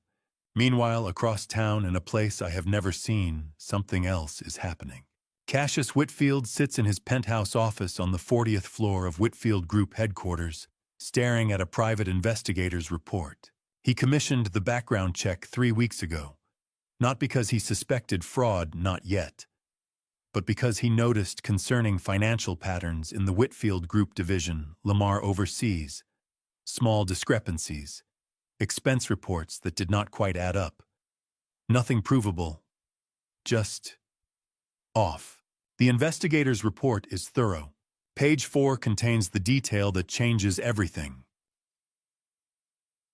Subject's father, Herbert Raymond Stone, age 67, owns commercial warehouse property at 847 Industrial Avenue, Pittsburgh, Pennsylvania, 15207. Assessed value $4.8 million. Acquired outright in 2008. No mortgage. No liens. Clear title. Cassius reads that paragraph 3 times. $4.8 million. Owned outright since 2008. No mortgage. He thinks about every conversation he has had with Lamar over the past 2 years. The narrative Lamar carefully constructed: broke father, financial dependent, cognitive decline, constant need for support. I am basically supporting him, Lamar said once over scotch at the Pittsburgh club. My father made some bad decisions after my mother died. Lost most of his savings. Now I am the one keeping the lights on for him. Cassius believed it. Why would he not? Lamar was articulate, polished, ambitious. He talked about family duty with such conviction. But a man who owns nearly $5 million in commercial real estate debt-free is not a broke dependent failure. One of these facts makes the other a lie. Cassius pours himself an 18-year Macallan. The amber liquid catches the afternoon light streaming through floor-to-ceiling windows. He stares out at the Pittsburgh skyline. He built his empire on reading people, on spotting integrity versus performance, on separating substance from polish. Lamar had seemed golden, articulate, ambitious, family-oriented, always talking about supporting his wife's father, about making sure the old man was taken care of. But now the data contradicts the story. Cassius thinks of his own estranged daughter. They have not spoken in 6 years. He wonders if he misjudged Lamar's character, because Lamar reflected what Cassius wanted to see: a son figure to mentor the child he lost when his daughter stopped taking his calls. The whiskey tastes like expensive regret. He picks up his phone, dials a number he found in the investigator's report. I leave Belinda's office at 2:30 p.m. The subpoena is filed. The expert witness is retained. Chandler's recording is transcribed and cataloged. Eleanor's original will is copied and notarized. Every piece is in place. I check my phone as I walk to my truck. One missed call. Unknown Pittsburgh number. Voicemail waiting. I press play. Mr. Stone, this is Cassius Whitfield. I believe we need to speak about your son and my company. I have concerns. Please call me at your earliest convenience. My direct line is, I check the timestamp, October 22nd, 2:34 p.m., 16 minutes ago. My heart pounds. Cassius Whitfield, the billionaire. Lamar's father-in-law. The man whose wealth and status Lamar has been weaponizing against me for years. The ultimate patron. The final protector. And he is calling me directly. Not through lawyers, not through Estefania, not through corporate channels. Man to man. I stare at the phone number on my screen. My thumb hovers over the callback button. Behind me, Strip District traffic roars. Trucks and cars and the noise of a working neighborhood. In front of me, the most powerful man in Lamar's world waits for an answer. Either I'm about to be threatened by a tycoon's legal team, or the king just realized he crowned a fraud. I press call. The phone rings twice before Cassius Whitfield answers. His voice is measured professional, the tone of a man who built empires by reading people. Hello, Mr. Stone, I will be direct. I know about your warehouse property. I know my son-in-law told me you were financially dependent on his charity. One of those facts makes the other a lie, and I do not tolerate liars in my family or my business. We talk for 18 minutes. I tell him nothing he cannot verify independently. When the call ends, Cassius says one thing. We will speak again soon, in person. 2 days later, Viola called me at dawn with 2 words, she knows. I am at my kitchen table, coffee halfway to my lips. She knows what? Morrison and Webb Legal sent Estefania a formal letter. Viola says, breathless. Requesting signature confirmation on guardianship affidavits, documents she never saw, never signed. The letter arrived this morning. I watched her open it on her terrace through my telephoto lens. Her hands are shaking. I set my coffee down carefully. Where is she now? Still reading? Viola says. Wait, Lamar just walked out onto the terrace. He sees the letter. His face, oh Herbert, his face just went white. I hear Viola's breath catch. She is yelling, Viola whispers. I cannot hear the words, but she is yelling. Lamar is trying to calm her down. She just threw the letter at him. Estefania's confusion turned to horror the moment she read that letter. Documents bearing her signature, court filings she never saw, legal instruments she never touched. Her husband forged her name on federal documents. What is Lamar saying? I ask. Viola pauses. He is gesturing, defensive. Wait, I can read his lips. He just said something about protecting her, about your dementia, about Chandler's future. Estefania's response must have been clear, because Viola whispers, she just said felony. I saw the word. You forged my signature on court documents. That is a felony, Lamar. A felony. I stand at my kitchen window, watching October rain streak the glass, thinking about the woman who discovered she married a forger. Estefania was collateral damage. She loved a ghost and married a fraud. She never stood a chance against Lamar's performance, just like I had not. Viola calls again 3 hours later. Home she left, Viola says. Drove straight to an Oakland Starbucks parking lot. Sat in her car for 20 minutes. Then made a phone call. My plate reader flagged her next stop Hargrove and Associates building on 6th Avenue.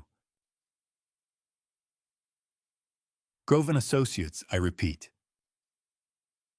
Pittsburgh's premier high-asset marital dissolution firm, Viola says. Ramona Hargrove, senior partner. She handled the Rothman divorce 3 years ago. $47 million settlement. I close my eyes. Estefania scheduled an appointment for November 3rd. The billionaire's daughter is divorcing my son, and Lamar has no idea the walls are closing in from every direction. Monday morning, October 27th.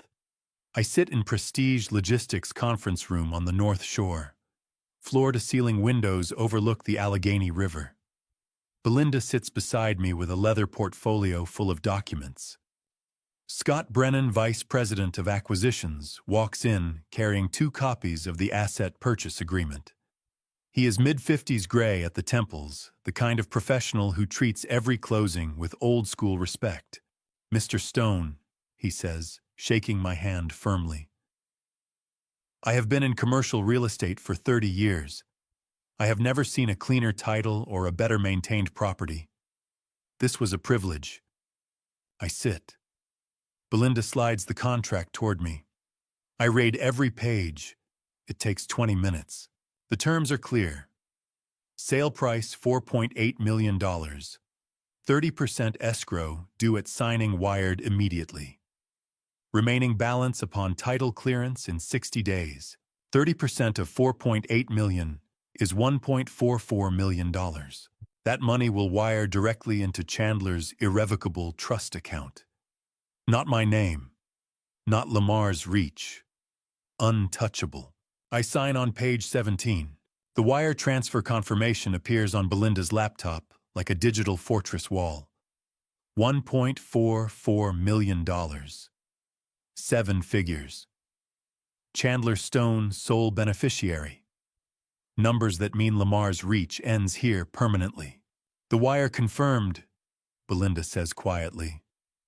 $1.44 million in Chandler's trust. Untouchable. Eleanor's legacy is safe. I think about my wife, about the warehouse she bought in 2008 with quilting money, about the letters she wrote telling me to protect the little ones, about every brick and beam of that building standing guard over our granddaughter's future. Eleanor, I kept my promise. Our granddaughter will never need anything from him. Scott Brennan extends his hand one more time. Congratulations, Mr. Stone, he says. The property transfers to Prestige Logistics as of today. The remaining balance will clear escrow by mid-December. You should be very proud of what you built. My wife built it, I say quietly. I am just making sure it goes where she wanted. I walk out of Prestige Logistics into crisp October air. The Allegheny River flows gray and steady behind me. Pittsburgh stretches across the hills in every direction. My phone buzzes. An email. Subject line, Lamar Stone / confidential discussion / urgent. Sender Patricia Morrison, executive assistant, to Cassius Whitfield. Mr. Stone. Mr. Whitfield requests an in-person meeting tomorrow, Tuesday, October 28th, at 10 a.m., Whitfield Group Headquarters, 40th floor, Executive Suite. Please confirm your availability at your earliest convenience. This matter is time-sensitive and confidential. I stare at the email. Tomorrow morning, Whitfield Group Headquarters, 40th floor, the billionaire's inner sanctum. I just moved $1.44 million in a single morning. Signed contracts that secure my granddaughter's future. Watched my son's wife discover he is a felon. And now I am walking into a meeting with the most powerful man in Pittsburgh. Not as a broke father-in-law begging for scraps. Not as the confused old man Lamar described to everyone. As a man who owns his own story. I type back, confirmed. I will be there. I put my phone away and start walking toward my truck. Tomorrow I sit down with Cassius Whitfield and tell him the truth about his son-in-law. And the truth, as Eleanor wrote 11 years ago, is the only weapon that never requires an apology. The invitation arrived on Monday, November 3rd. Heavy cardstock, embossed gold lettering. The Whitfield Foundation cordially invites you to the annual Thanksgiving Gala, November 27th, 7 p.m. Grand Ballroom, Omni William Penn Hotel. Black tie optional. I set it on the kitchen counter next to Eleanor's photograph and wondered if she'd ever imagined this me in a tuxedo sitting at a table with Pittsburgh's wealthiest families, while our son plotted to steal what she'd built. 5 days had passed since my meeting with Cassius Whitfield. I'd arrived at his office at 10 a.m. sharp, taken the elevator to the 40th floor, walked past floor-to-ceiling windows overlooking the Allegheny. His assistant Patricia had shown me into a conference room, where Cassius sat alone. No lawyers, no advisors, just a 73-year-old billionaire who'd asked one question. Why should I believe you? I'd handed him the forensic report Lauren Briggs prepared. 23 forged signatures, $47,000 stolen across 18 months. The forged power of attorney Lamar used trying to sell Eleanor's warehouse. The guardianship petition listing Estefania's signature that she'd never signed. Because your daughter didn't know, I said. And when she finds out, she'll need you. Cassius had studied the documents for 11 minutes without speaking. Then he'd looked up. What do you want from me? Nothing, I said. I want you to know the truth before the court hearing. That's all. He'd walked me to the door himself. Shook my hand. The Foundation Gala is November 27th. You'll receive an invitation. I'd appreciate you attending. Not a request, an alliance. Now I had the proof in cardstock and gold leaf. Tuesday afternoon, I was replacing a sink trap at the Lawrenceville duplex when Belinda called. Estefania Whitfield just retained Hargrove and Associates, she said. Ramona Hargrove handles high-asset divorces exclusively. She doesn't take cases under $2 million. I tightened the slip nut tested for leaks. How do you know? Because Ramona called me this morning asking if we'd share discovery on the forgery evidence, Belinda said. Estefania saw the Morrison and Webb letter about the guardianship petition. She connected the dots. I dried my hands on my work pants. What did you tell her? Oh, that I'd discuss it with my client, Belinda said. Herbert, this is good for us. If Estefania files first, Lamar loses his credible witness. The court won't believe a son whose wife is divorcing him over fraud. She has children, I said. This will hurt them. So Lamar hurt them, Belinda said quietly.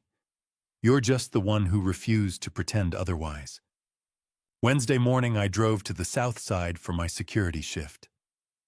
Leland was waiting by the loading dock, 2 coffees in hand. You look tired, he said. 5 jobs, I said. 67 years old. You do the math.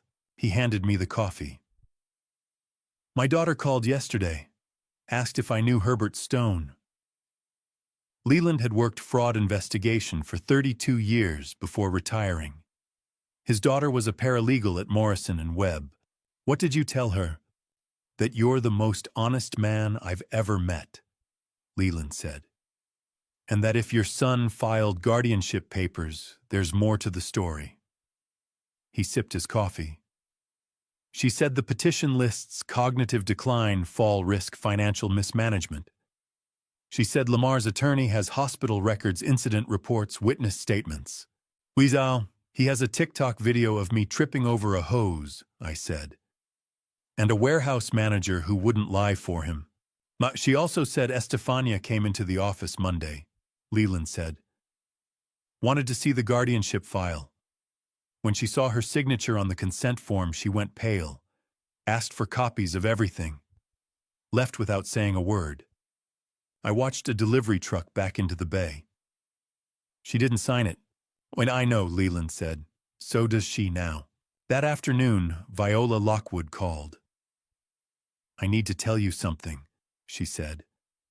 I met Estefania this morning. At Frick Park, I sat down in my truck. You reached out to her. She reached out to me, Viola said. Someone gave her my number.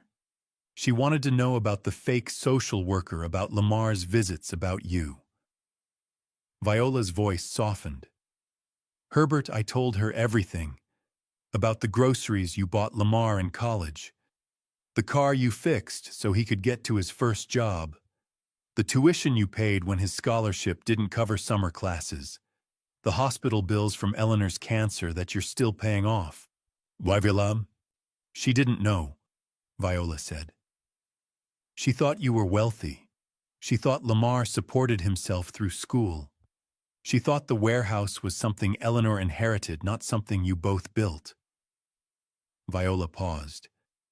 She cried Herbert, right there on the park bench. She said, he told me his father was selfish. He told me his father never helped him. He told me his father didn't deserve anything. I closed my eyes. 18 years of Lamar's marriage, and Estefania had believed a story that turned me into the villain of my own sacrifice. What did you tell her? I asked. The truth, Viola said. That you're the best father Lamar never deserved. I sat in the truck for 20 minutes after we hung up. The invitation was still on my passenger seat. The Whitfield Foundation Annual Thanksgiving Gala. 7 p.m., black tie optional. Eleanor used to say, the truth didn't need defending it, just needed witnessing. I'd spent 6 weeks gathering evidence, recruiting allies, protecting assets. I'd signed away everything we built to keep it from Lamar's hands. I'd worked myself to exhaustion to afford the fight he'd started. Now his wife knew the cost of his lies. I picked up the invitation. November 27th, 3 weeks away. By then the court hearing would be over, the forensic evidence submitted, the bank records subpoenaed. By then Estefania would have filed divorce papers or decided to stand by the man who'd forged her signature. By then I'd know if the truth was enough. My phone buzzed. Text message from Belinda, emergency hearing moved up. Judge Carrington wants both parties in chambers, Friday, November 7th, 9 a.m. Lamar's attorney filed motion to accelerate based on immediate danger to Ward. 4 days. They were coming faster now. Zephyr Perkins recognized the law firm's name the second he scanned the delivery address, Morrison and Webb Legal, Northside, Pittsburgh. Same outfit Herbert had mentioned 3 weeks ago when Zephyr stopped by to apologize for the TikTok video that went viral. He parked his delivery van at 6:45 Friday morning, grabbed the express envelope marked Priority Court Filing. Inside the lobby, a receptionist barely glanced up. Signature here.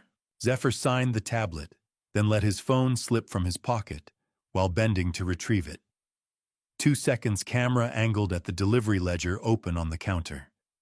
The notation read, Emergency Guardianship Petition Hearing scheduled November 26, 2025, 9 a.m., Allegheny County Family Court Judge Carrington presiding. He was in his van texting before the receptionist looked up. Morrison and Webb just took express delivery. Ledger shows court filing package expedited status. Photographed everything.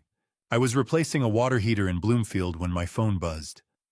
I read Zephyr's message twice, then called Leland. He's timing the guardianship filing to Thanksgiving week, I said. The gala announcement and the court action synchronized. Leland's voice went flat the way it used to when he worked fraud cases. Malice aforethought documented. This gives us premeditation for fraud charges. Meet me at the Northside Diner in 30 minutes. I finished connecting the pressure relief valve, tested for leaks, collected my $75, and drove. The diner booth smelled like burnt coffee and 40 years of bacon grease. Leland spread Zephyr's photographs across Formica, scarred by decades of truck drivers' elbows, evidence laid out where working people eat breakfast, not corporate boardrooms. The timestamp on the delivery ledger read 6:47 a.m. The court docket notation confirmed what I'd already guessed. November 26th, hearing November 27th, gala, Leland said. He wants the judge's signature before the champagne toast. I stared at the photograph. My son had planned this with the precision Eleanor used to plan our anniversary dinners, every detail coordinated, every guest positioned, every moment choreographed for maximum impact. He's not just stealing my granddaughter, I said. He's staging a public execution. Leland poured sugar into coffee that didn't need it. We file counter-petition November 18th. Bank fraud evidence signature forgery witness testimony. Belinda's briefs will hit like a freight train. He looked up. Herbert, you understand what he's attempting. He gets guardianship declared the day before Thanksgiving, then stands up at the Whitfield Foundation Gala in front of 200 of Pittsburgh's wealthiest families and announces he's taken legal custody of his cognitively impaired father. Estefania's family applauds his filial devotion. Cassius Whitfield shakes his hand. The society pages print it Sunday morning. While I'm legally incompetent to contest it, I said. While you're legally incompetent to do anything, Leland said. Can't hire attorneys, can't access bank accounts, can't make medical decisions. He controls Chandler, controls the guardianship, controls the narrative. Leland pushed the photographs toward me. Except he doesn't know about the forensic accountant, the signature analysis, the warehouse sale, or the 43-minute recording his daughter made. I picked up my coffee. It had gone cold. Belinda files November 18th, Leland said. That gives Lamar 8 days to prepare a defense for 23 counts of forgery and $47,000 in documented theft. Judge Carrington will have our evidence packet 72 hours before the hearing. What if the judge doesn't read it? Then Belinda stands up November 26th and asks the court to admit Exhibit A through Exhibit R into evidence. Leland said. Lamar's attorney will object. The judge will overrule, and your son will realize his choreography just collapsed. I drove toward Squirrel Hill, thinking about calendars. 12 days until Thanksgiving. 12 days until Lamar tried to crown himself in front of 200 witnesses who didn't know they were attending an execution that had already been canceled. Eleanor used to mark important dates with red pen on the kitchen calendar. Our anniversary, Lamar's birthday. The day we signed the warehouse lease. She'd believed in commemorating things, the good and the bad both. I wondered what color pen she'd use for November 26th. Saturday afternoon, I picked up Chandler for our weekend visitation. Estefania met me at the door, face carefully neutral. 4 o'clock, she said. Not a minute later, Chandler climbed into my truck carrying her stuffed elephant. We drove to the public park near the synagogue, the one with swings that didn't squeak. November wind scattered leaves across empty playground equipment. I pushed her on the swing for 10 minutes, steady rhythm, her laughter bright against gray sky. Then she dragged her feet in the wood chips, stopped moving, turned to look at me with eyes exactly like Eleanor's. Ah, Grandpa. Why does Daddy tell everyone you can't remember things? Her voice was serious, no child's uncertainty. You remember everything. I knelt in the wood chips at her eye level. What do you mean, sweetheart? You remember my exact birthday, Chandler said. June 14th. You remember my favorite colors, purple and silver. You remember my first grade teacher's name was Mrs. Kowalski. You remember everything. The wind cut through my jacket. I reached for her small hands. I remember everything, I said. I will always remember you. Chandler nodded with 9-year-old gravity that broke something in my chest. I know, she said quietly. That's why I kept the recording for you. I pulled her into an embrace while November wind swept across the empty playground, carrying the smell of dying leaves and approaching winter. She wrapped her arms around my neck and whispered against my shoulder, I chose you, Grandpa. 4 o'clock, I returned her to the house on Beechwood Boulevard. Estefania took Chandler's hand without meeting my eyes. I drove home through November dusk, watching the rearview mirror. Chandler would be eating dinner now, doing homework, getting ready for bed. In 12 days, Lamar would stand in the Omni William Penn Grand Ballroom and make his announcement, except Judge Carrington would have already seen bank fraud evidence signature forgery documentation and a 9-year-old's recorded testimony. I glanced at the empty passenger seat where Eleanor used to sit. She chose us. The judge's nameplate read, Honorable Margaret Brennan, and her expression suggested she'd already heard enough nonsense for one Wednesday morning. She'd presided over Allegheny County Orphans Court for 17 years and could spot bad faith petitions before opening arguments finished. I sat beside Belinda at the respondent's table manila folder, thick with documentation between us. Across the aisle, Lamar sat with Morrison's senior partner at Morrison and Webb Legal, who specialized in high-stakes guardianship cases and rarely lost, except he was about to. Mr. Morrison, Judge Brennan said, your emergency petition cites cognitive decline, fall risk, and financial mismanagement. Yet the hearing was originally scheduled for November 26th. What changed? Morrison stood adjusting his tie. New evidence came to light regarding immediate danger to the proposed ward, Your Honor. We felt compelled to accelerate.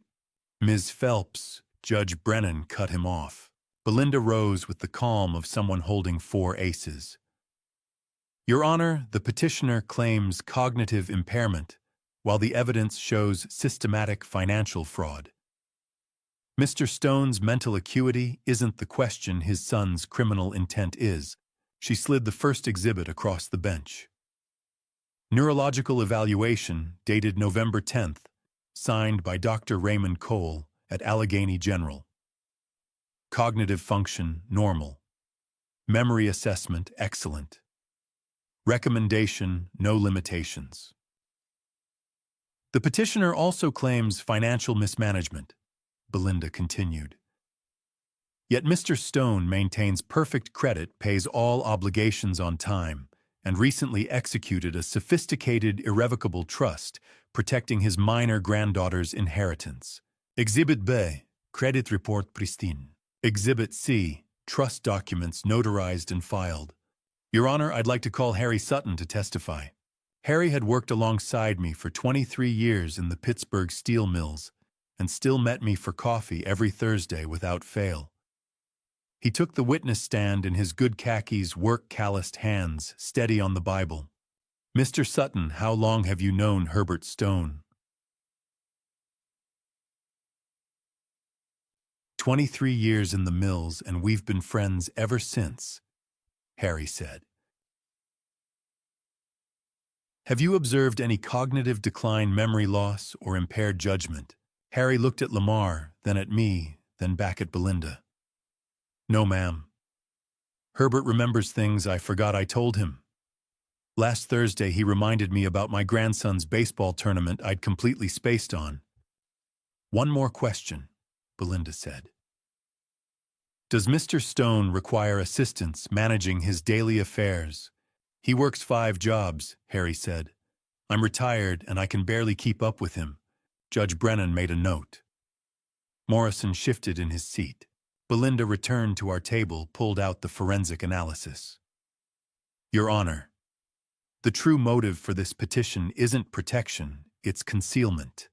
The petitioner, Lamar Stone, forged his father's signature 23 times across 18 months, embezzling $47,000 from joint accounts established for his late mother's medical expenses. The courtroom smelled like old varnish and institutional carpet cleaner. I watched Morrison shuffle papers with trembling hands, the sound of expensive legal strategy collapsing into recycling. Additionally, Belinda said, Mr. Lamar Stone forged his wife's signature on this guardianship petition itself. She has filed for legal separation, citing fraud and forgery. Exhibit G, signature analysis showing Estefania's name signed by Lamar. Exhibit H, separation papers filed November 20th. Judge Brennan removed her reading glasses. Mr. Morrison, does your client wish to respond to these allegations? Morrison whispered urgently to Lamar. My son's face had gone white. We request a continuance, Your Honor, to review. Denied, Judge Brennan said.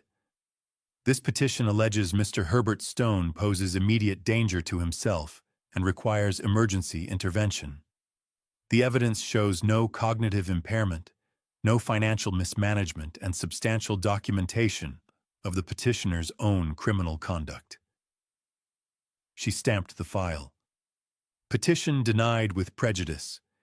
Mr. Stone retains full legal autonomy and custody rights regarding his minor granddaughter. Morrison leaned toward Lamar. I heard the whisper from 3 feet away. With prejudice means we can't refile, it's over. I walked out of the courthouse at 11:15 Wednesday morning. The guardianship weapon Lamar had built over 6 weeks had been destroyed in 40 minutes. That afternoon, Belinda called. A G's office confirmed receipt, she said. They're opening formal investigation into the bank fraud and embezzlement. FBI Pittsburgh field office is reviewing the interstate wire transfers from the warehouse sale attempt. I sat in my truck outside the Lawrenceville duplex, where I'd just fixed a furnace. They already have the evidence. Delivered Monday, Belinda said. Your civil case and the criminal investigation are parallel tracks now. What happens Thursday at the gala is separate, but law enforcement already knows everything Lamar tried to hide. Thursday, I received a text message from Cassius Whitfield. I won't be at Thanksgiving dinner. My presence would complicate your moment. But my statement is filed with your attorney. Good luck, Herbert. I stared at the message for 5 minutes. A billionaire I'd met once had chosen to believe a 74-year-old maintenance man over his own son-in-law. Friday, Estefania's separation papers became public record. I learned this from Viola, who heard it from her sister whose daughter worked at the courthouse. Saturday, I worked all 5 jobs. Sunday, I went to early mass and lit a candle for Eleanor. Monday, I bought a new shirt for Wednesday's gala. Tuesday, I ironed my only suit. Wednesday evening, Leland and Viola arrived at my kitchen at 6 p.m. I'd made stew, 3 ingredients, nothing fancy. We sat around the worn wooden table Eleanor and I bought at a yard sale in 1981. Leland set the master evidence folder on the table. 1 copy to the AG, 1 to FBI, 1 in your pocket. Everything documented, everything duplicated. The stew bubbled on my ancient stove, filling the kitchen with warmth. No complexity, no performance, just what it claimed to be. Everything Lamar never understood about integrity. Tomorrow you walk into that ballroom, Viola said, and you tell the truth. That's all Eleanor ever asked, just tell the truth. Leland lifted his tea mug. To Eleanor, we drank in silence. Outside the window, first snow began dusting Pittsburgh's November darkness. They left at 8. I washed dishes at the sink, watching snowflakes catch streetlight. The evidence folder sat on the table in its manila envelope, 147 pages, that would turn the Omni William Penn Grand Ballroom into something Lamar never anticipated. Eleanor's photograph watched from the counter. 7 years she'd been gone. 7 years of working 5 jobs to pay her medical bills while our son planned to steal what we'd built. Tomorrow, I'd walk into 200 Pittsburgh elite in cocktail attire and tell them the truth she never got to hear, that our son was a thief, that his wife was leaving him, that I'd protected our granddaughter from his greed. Tomorrow, the truth got spoken in front of witnesses. I dried the last bowl folded, the dish towel turned off the kitchen light. Tomorrow, I walked into the Omni William Penn Grand Ballroom at exactly 6 o'clock, wearing my only suit and carrying 30 years of truth in a manila envelope. Crystal chandeliers cast warm light across 200 Pittsburgh elite in black tie attire, champagne flutes, catching reflections like promises. A string quartet tuned in the corner. The air hummed with wealth and anticipation. Eleanor, I walked into ballrooms with you for 40 years. Tonight I walk in alone, but you're here anyway. I spotted Lamar across the room in a bespoke tuxedo that probably cost what I made in 3 months. He was laughing with a group of investors, hand gestures, expansive teeth, white against his tan. Then he saw me. His smile froze for half a second, pure panic flashing across his face like lightning before smoothing into something worse. Predatory confidence. He thought I'd come alone and broken perfect for the humiliation he'd planned. I accepted a glass of water from a passing server and surveyed the room. The head table displayed place cards in elegant calligraphy. I counted the seats.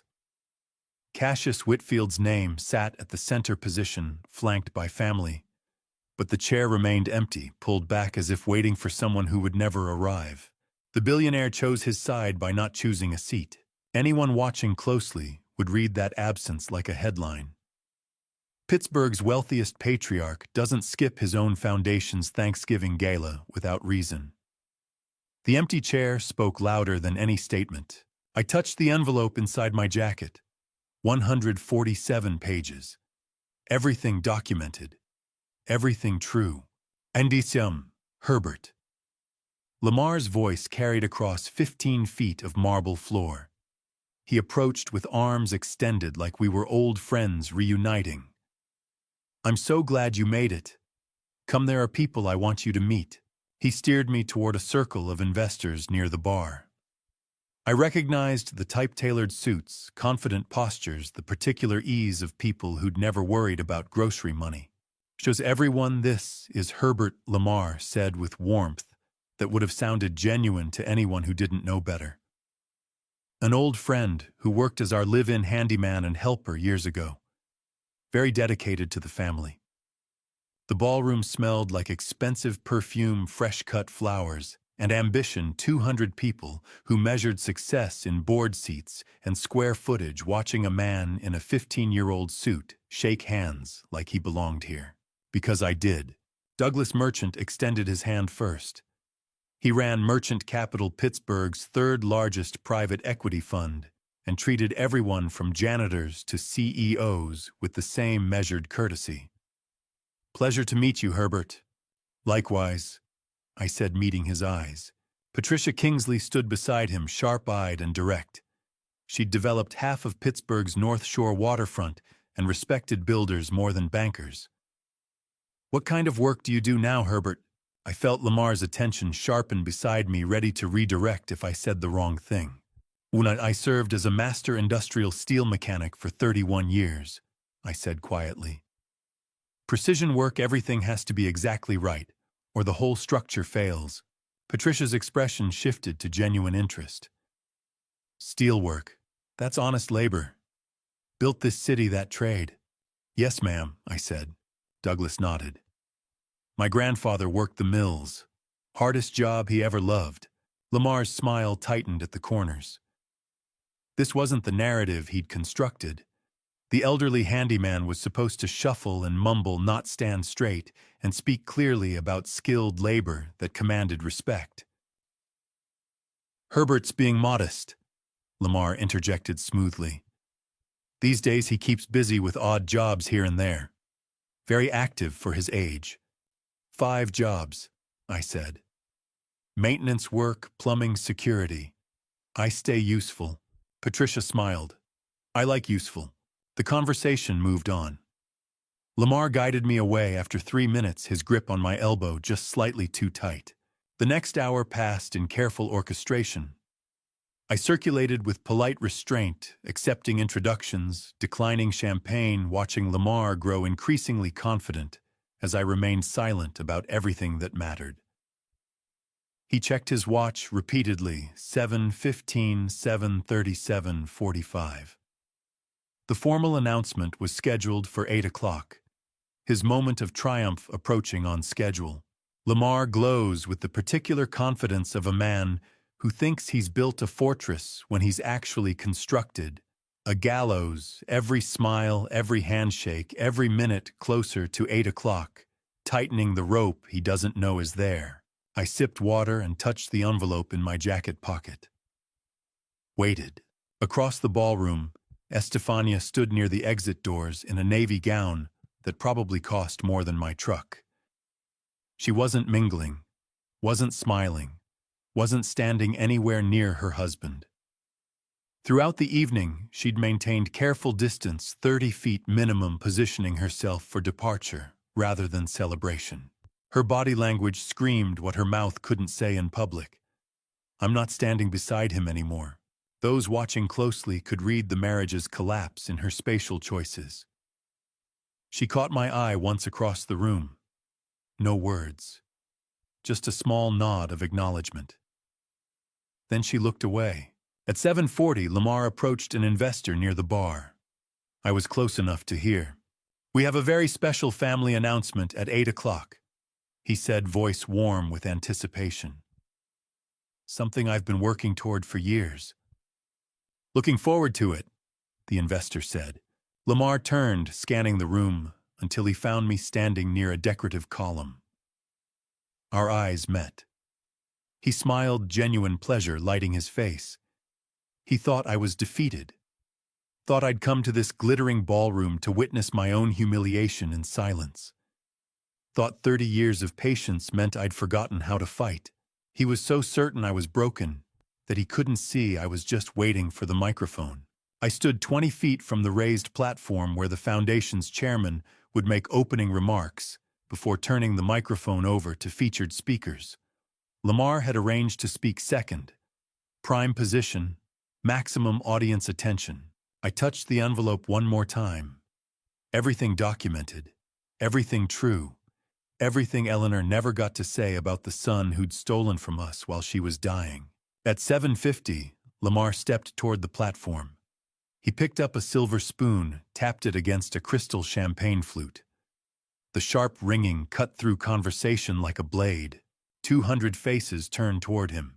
He smiled, radiant and victorious, and raised the microphone to his lips. I stood 20 feet away, manila envelope folded inside my jacket, watching my son prepare to announce the beginning of his own ending. Lamar's voice was mid-sentence.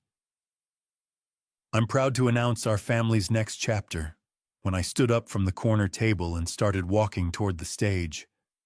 200 faces turned. The string quartet's music faltered, stopped. My footsteps on marble floor became the only sound in the grand ballroom. Lamar froze at the microphone's smile locked in place like a photograph. Dad, what are you? This isn't the time. I kept walking. Center aisle. Steady pace. The manila envelope folded inside my jacket, pressed against my ribs with every step. 2 security guards moved toward me from the sides. Professional, polite, ready to intercept the elderly man disrupting Pittsburgh's most prestigious Thanksgiving gala. Then a hand raised from the back corner of the ballroom. Single gesture, palm out, unmistakable authority. Cassius Whitfield sat in the last row, positioned where no one would notice unless they were looking. He'd said he wouldn't attend.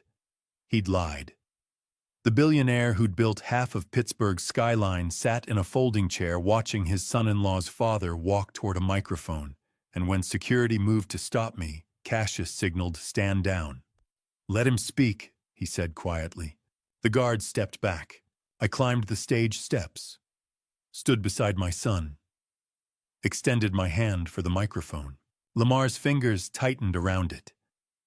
"Dad, please, not now. We can talk later." I waited. Our eyes met. Something in my expression must have told him this moment was inevitable as gravity, because his hand opened and the microphone transferred between us like evidence changing hands in a courtroom. I adjusted the stand to my height, looked out at 200 Pittsburgh elite in black tie attire, champagne forgotten conversations suspended.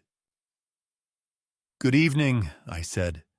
My voice carried through speakers calm and clear. "My name is Herbert Stone. My son introduced me earlier as his former family handyman. That is incorrect. I am his father. And I have a few things I would like to share tonight." I pulled the manila envelope from my jacket, unfolded it. The papers crinkled and the microphone amplified. "I'm going to read 5 facts," I said. "No speculation, no emotion. Just facts that have been documented, notarized, and filed with appropriate authorities." Lamar stood 3 feet to my left face, draining of color. "Point 1, I said. My son Lamar Stone embezzled $180,000 from his deceased mother's business, Eleanor's Craft Supply. When confronted, he told me it was legitimate business debt. It was not. The funds were diverted to personal accounts and luxury expenditures." I turned the page. Point 2. He forged my signature 23 times across 18 months, committing federal bank fraud. Total theft, $47,000 from joint accounts, established to pay my late wife Eleanor's medical expenses. Forensic evidence has been submitted to the FBI Pittsburgh field office. Somewhere in the audience, a champagne flute slipped from nerveless fingers and shattered on marble, the crack like a gunshot.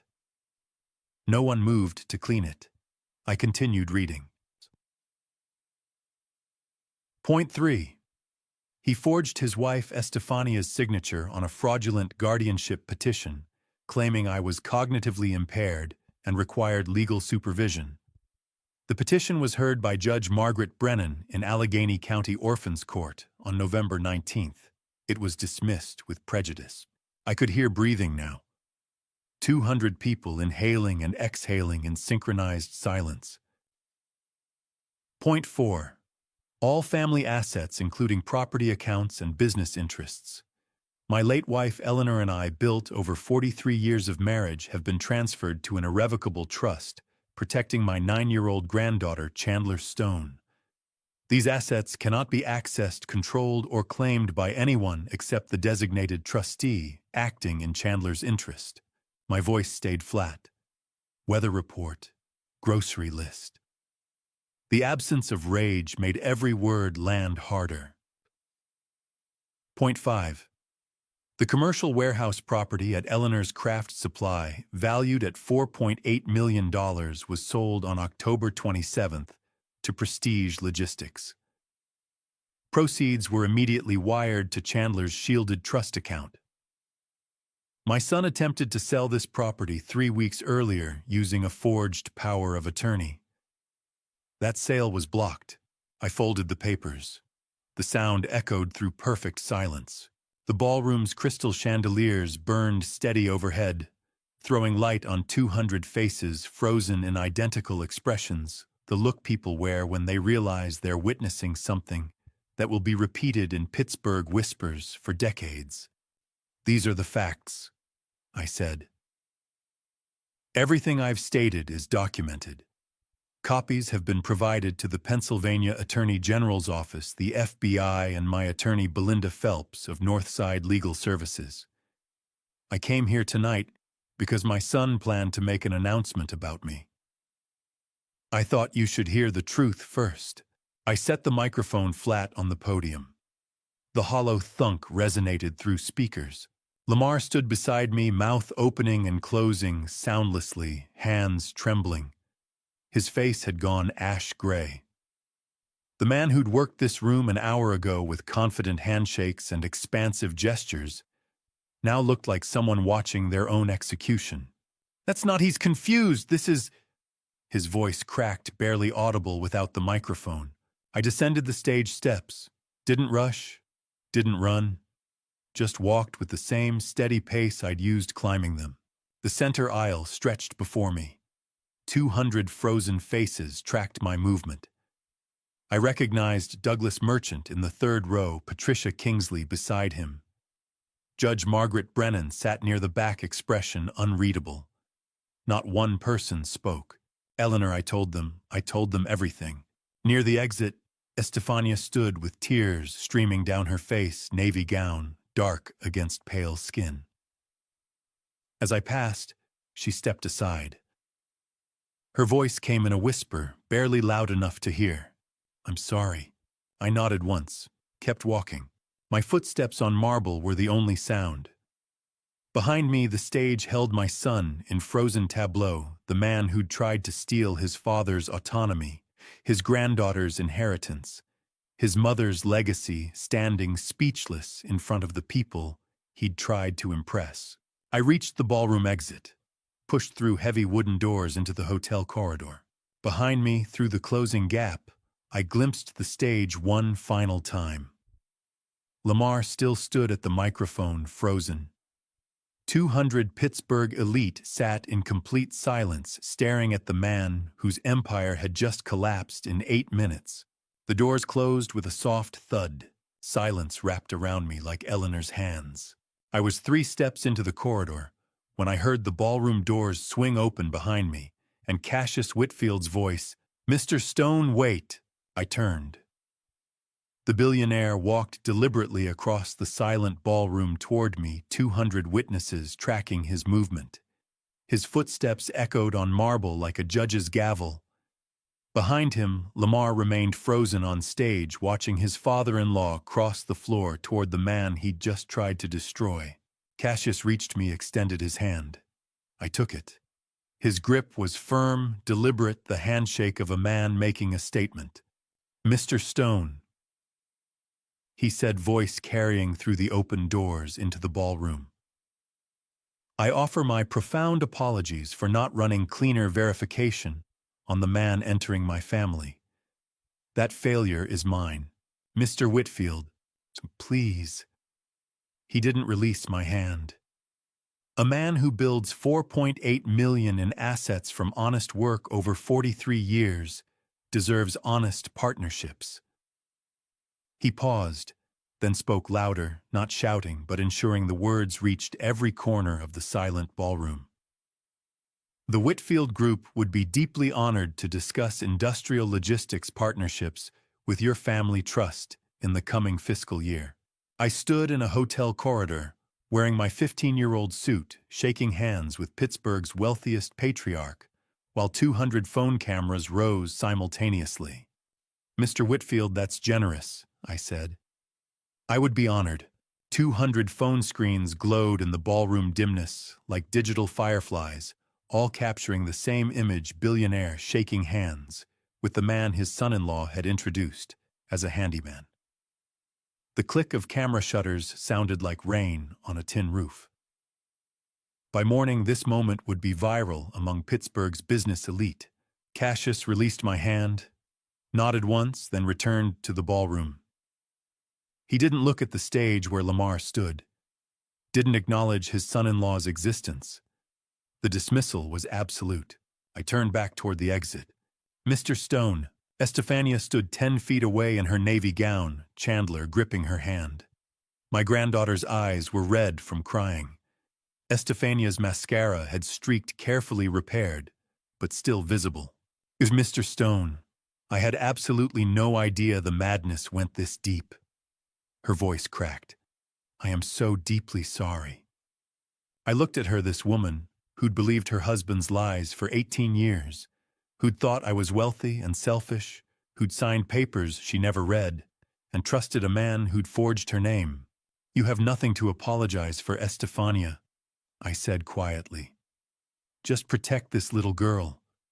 Chandler broke away from her mother's hand and ran. She wrapped her arms around my waist, pressed her face against my jacket. I held her tight, feeling her small shoulders shake. "It's okay, sweetheart," I whispered. "Everything's okay now." She pulled back slightly, looked up at me with Eleanor's eyes. Then she leaned close, whispered against my ear so only I could hear. "And Daddy called you an old bastard.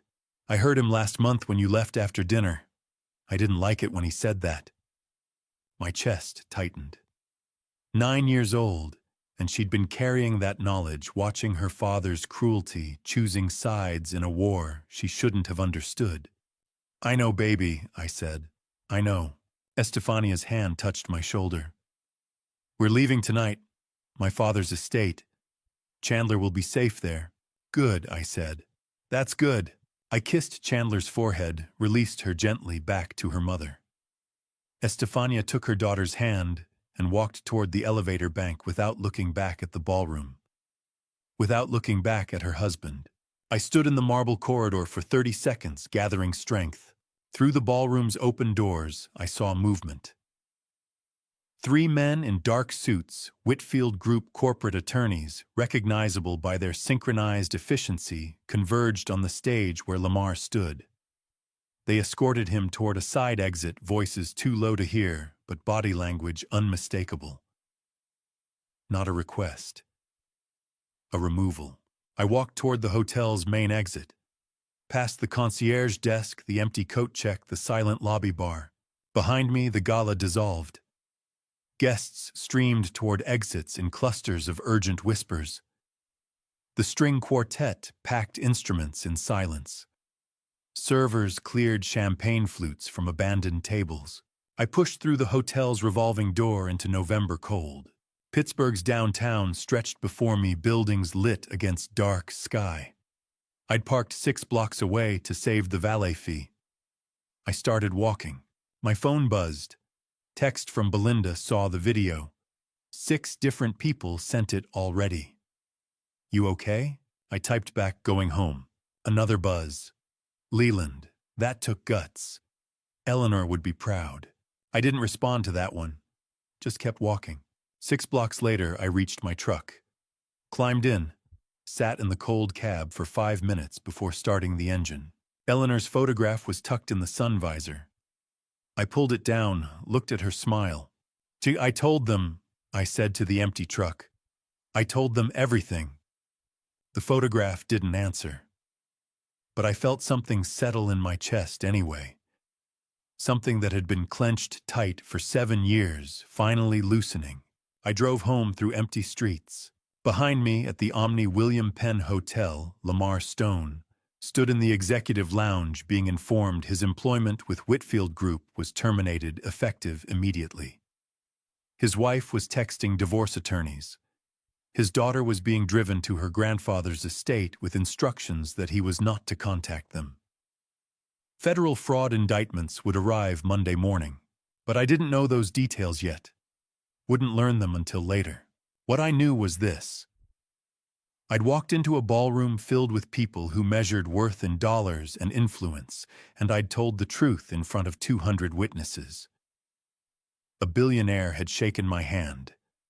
My granddaughter had chosen me. My son's empire had collapsed in 8 minutes of documented facts, read in a voice that never rose above weather report calm. I parked in my usual spot behind the Squirrel Hill apartment building, climbed the stairs to my door, unlocked it, walked inside. The kitchen light was still on from this morning. Eleanor's photograph sat on the counter where I'd left it. The evidence folder, now empty, lay beside the sink. I filled a glass of water, drank it slowly, set it in the dish rack. My phone buzzed again. I ignored it. Outside, first snow continued falling on Pittsburgh. Inside, I sat at the kitchen table in the silence Eleanor and I had shared for 43 years, and I let myself feel what I hadn't allowed in the ballroom. Exhaustion, relief, grief, peace. Justice witnessed. The alarm didn't go off at 4:15 a.m., and for the first time in 3 years, I woke to daylight streaming through my kitchen window at 7 o'clock. I lay still for 30 seconds, disoriented, before remembering I'd turned it off last night. Turned off all 5 alarms. The delivery shift, the cleaning route, the plumbing calls, the warehouse rounds, none of them needed me this morning. I rose slowly joints, protesting less than usual. Brewed coffee by hand, measuring grounds the way Eleanor taught me, 2 tablespoons per cup, 1 extra for the pot. The kitchen filled with warmth while fresh snow blanketed the quiet street outside. My phone sat on the counter where I'd left it powered off since the gala. I pressed the button, watched the screen flicker to life. 47 text messages, 23 missed calls, all from Lamar. I opened the first message dated 11:42 p.m. Thanksgiving night. Dad, please. I am so sorry. Can we talk? I need to explain. I set the phone face down without reading further. 3 years of 4:15 a.m. alarms. 3 years of 5 jobs. 3 years of every muscle aching, every dollar counted, every hour measured against Eleanor's medical bills and Lamar's lies. And now silence. I sipped my coffee, watched snowfall, and felt something I hadn't experienced since Eleanor died. Peace without guilt attached to it. Some apologies come too late to matter. December snow melted into January rain. January rain froze into February ice. 3 months passed like chapters closing, each one lighter than the last. My shoulders straightening as the weight of 5 jobs lifted one resignation at a time. Monday, December 1st, I visited 4 employers to resign. The delivery company first. Zephyr met me in the loading bay, young face serious. When I told him I was leaving, he extended his hand. You earned this retirement, sir," he said. "Earned it the hard way." The office building where I'd cleaned overnight.